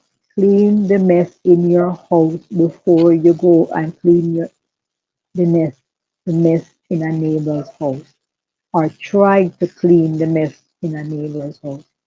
Look on us right now, PNP 2025, and tell us which one of our 63 candidates went into that election under investigation or under any cloud of corruption. I'm asking you, G2K people over there. I'm asking you that question. Look at our 63 candidates and tell me which one of our 63 candidates have any cloud of illicit corruption hanging over them. None. Clean your own house before you come over on our side to even look across our face. Our yard is clean. Our yard is well landscaped. There's no garbage over our side. Look over there. All the garbage pile up over your side. So therefore, go and clean out the JLPs before you run out again with any public comment and stop embarrass yourself. Not only are you embarrassing yourself, you're embarrassing your parents and the teachers. Because I'm sure the teachers looking on you and say, oh my God, I taught that child and look what he's doing. Big embarrassment. Now let's go look at what let us look at what happened in the election. Look at what your leader, Andrew Holness, did. Look at what his wife, the former Speaker of the House, did in their constituency just to stifle votes. Also, look at what Mama D did. She went with a mob to Paul Patmore house, a mob jeering, jeering, and she stood there boldly, proud of herself as a lawyer, a criminal, a criminal and a lawyer, breaking the law again. And you did not come out and criticize her jeering Paul Patmore, but you and we saw videos, and the videos were posted by your own labor rights.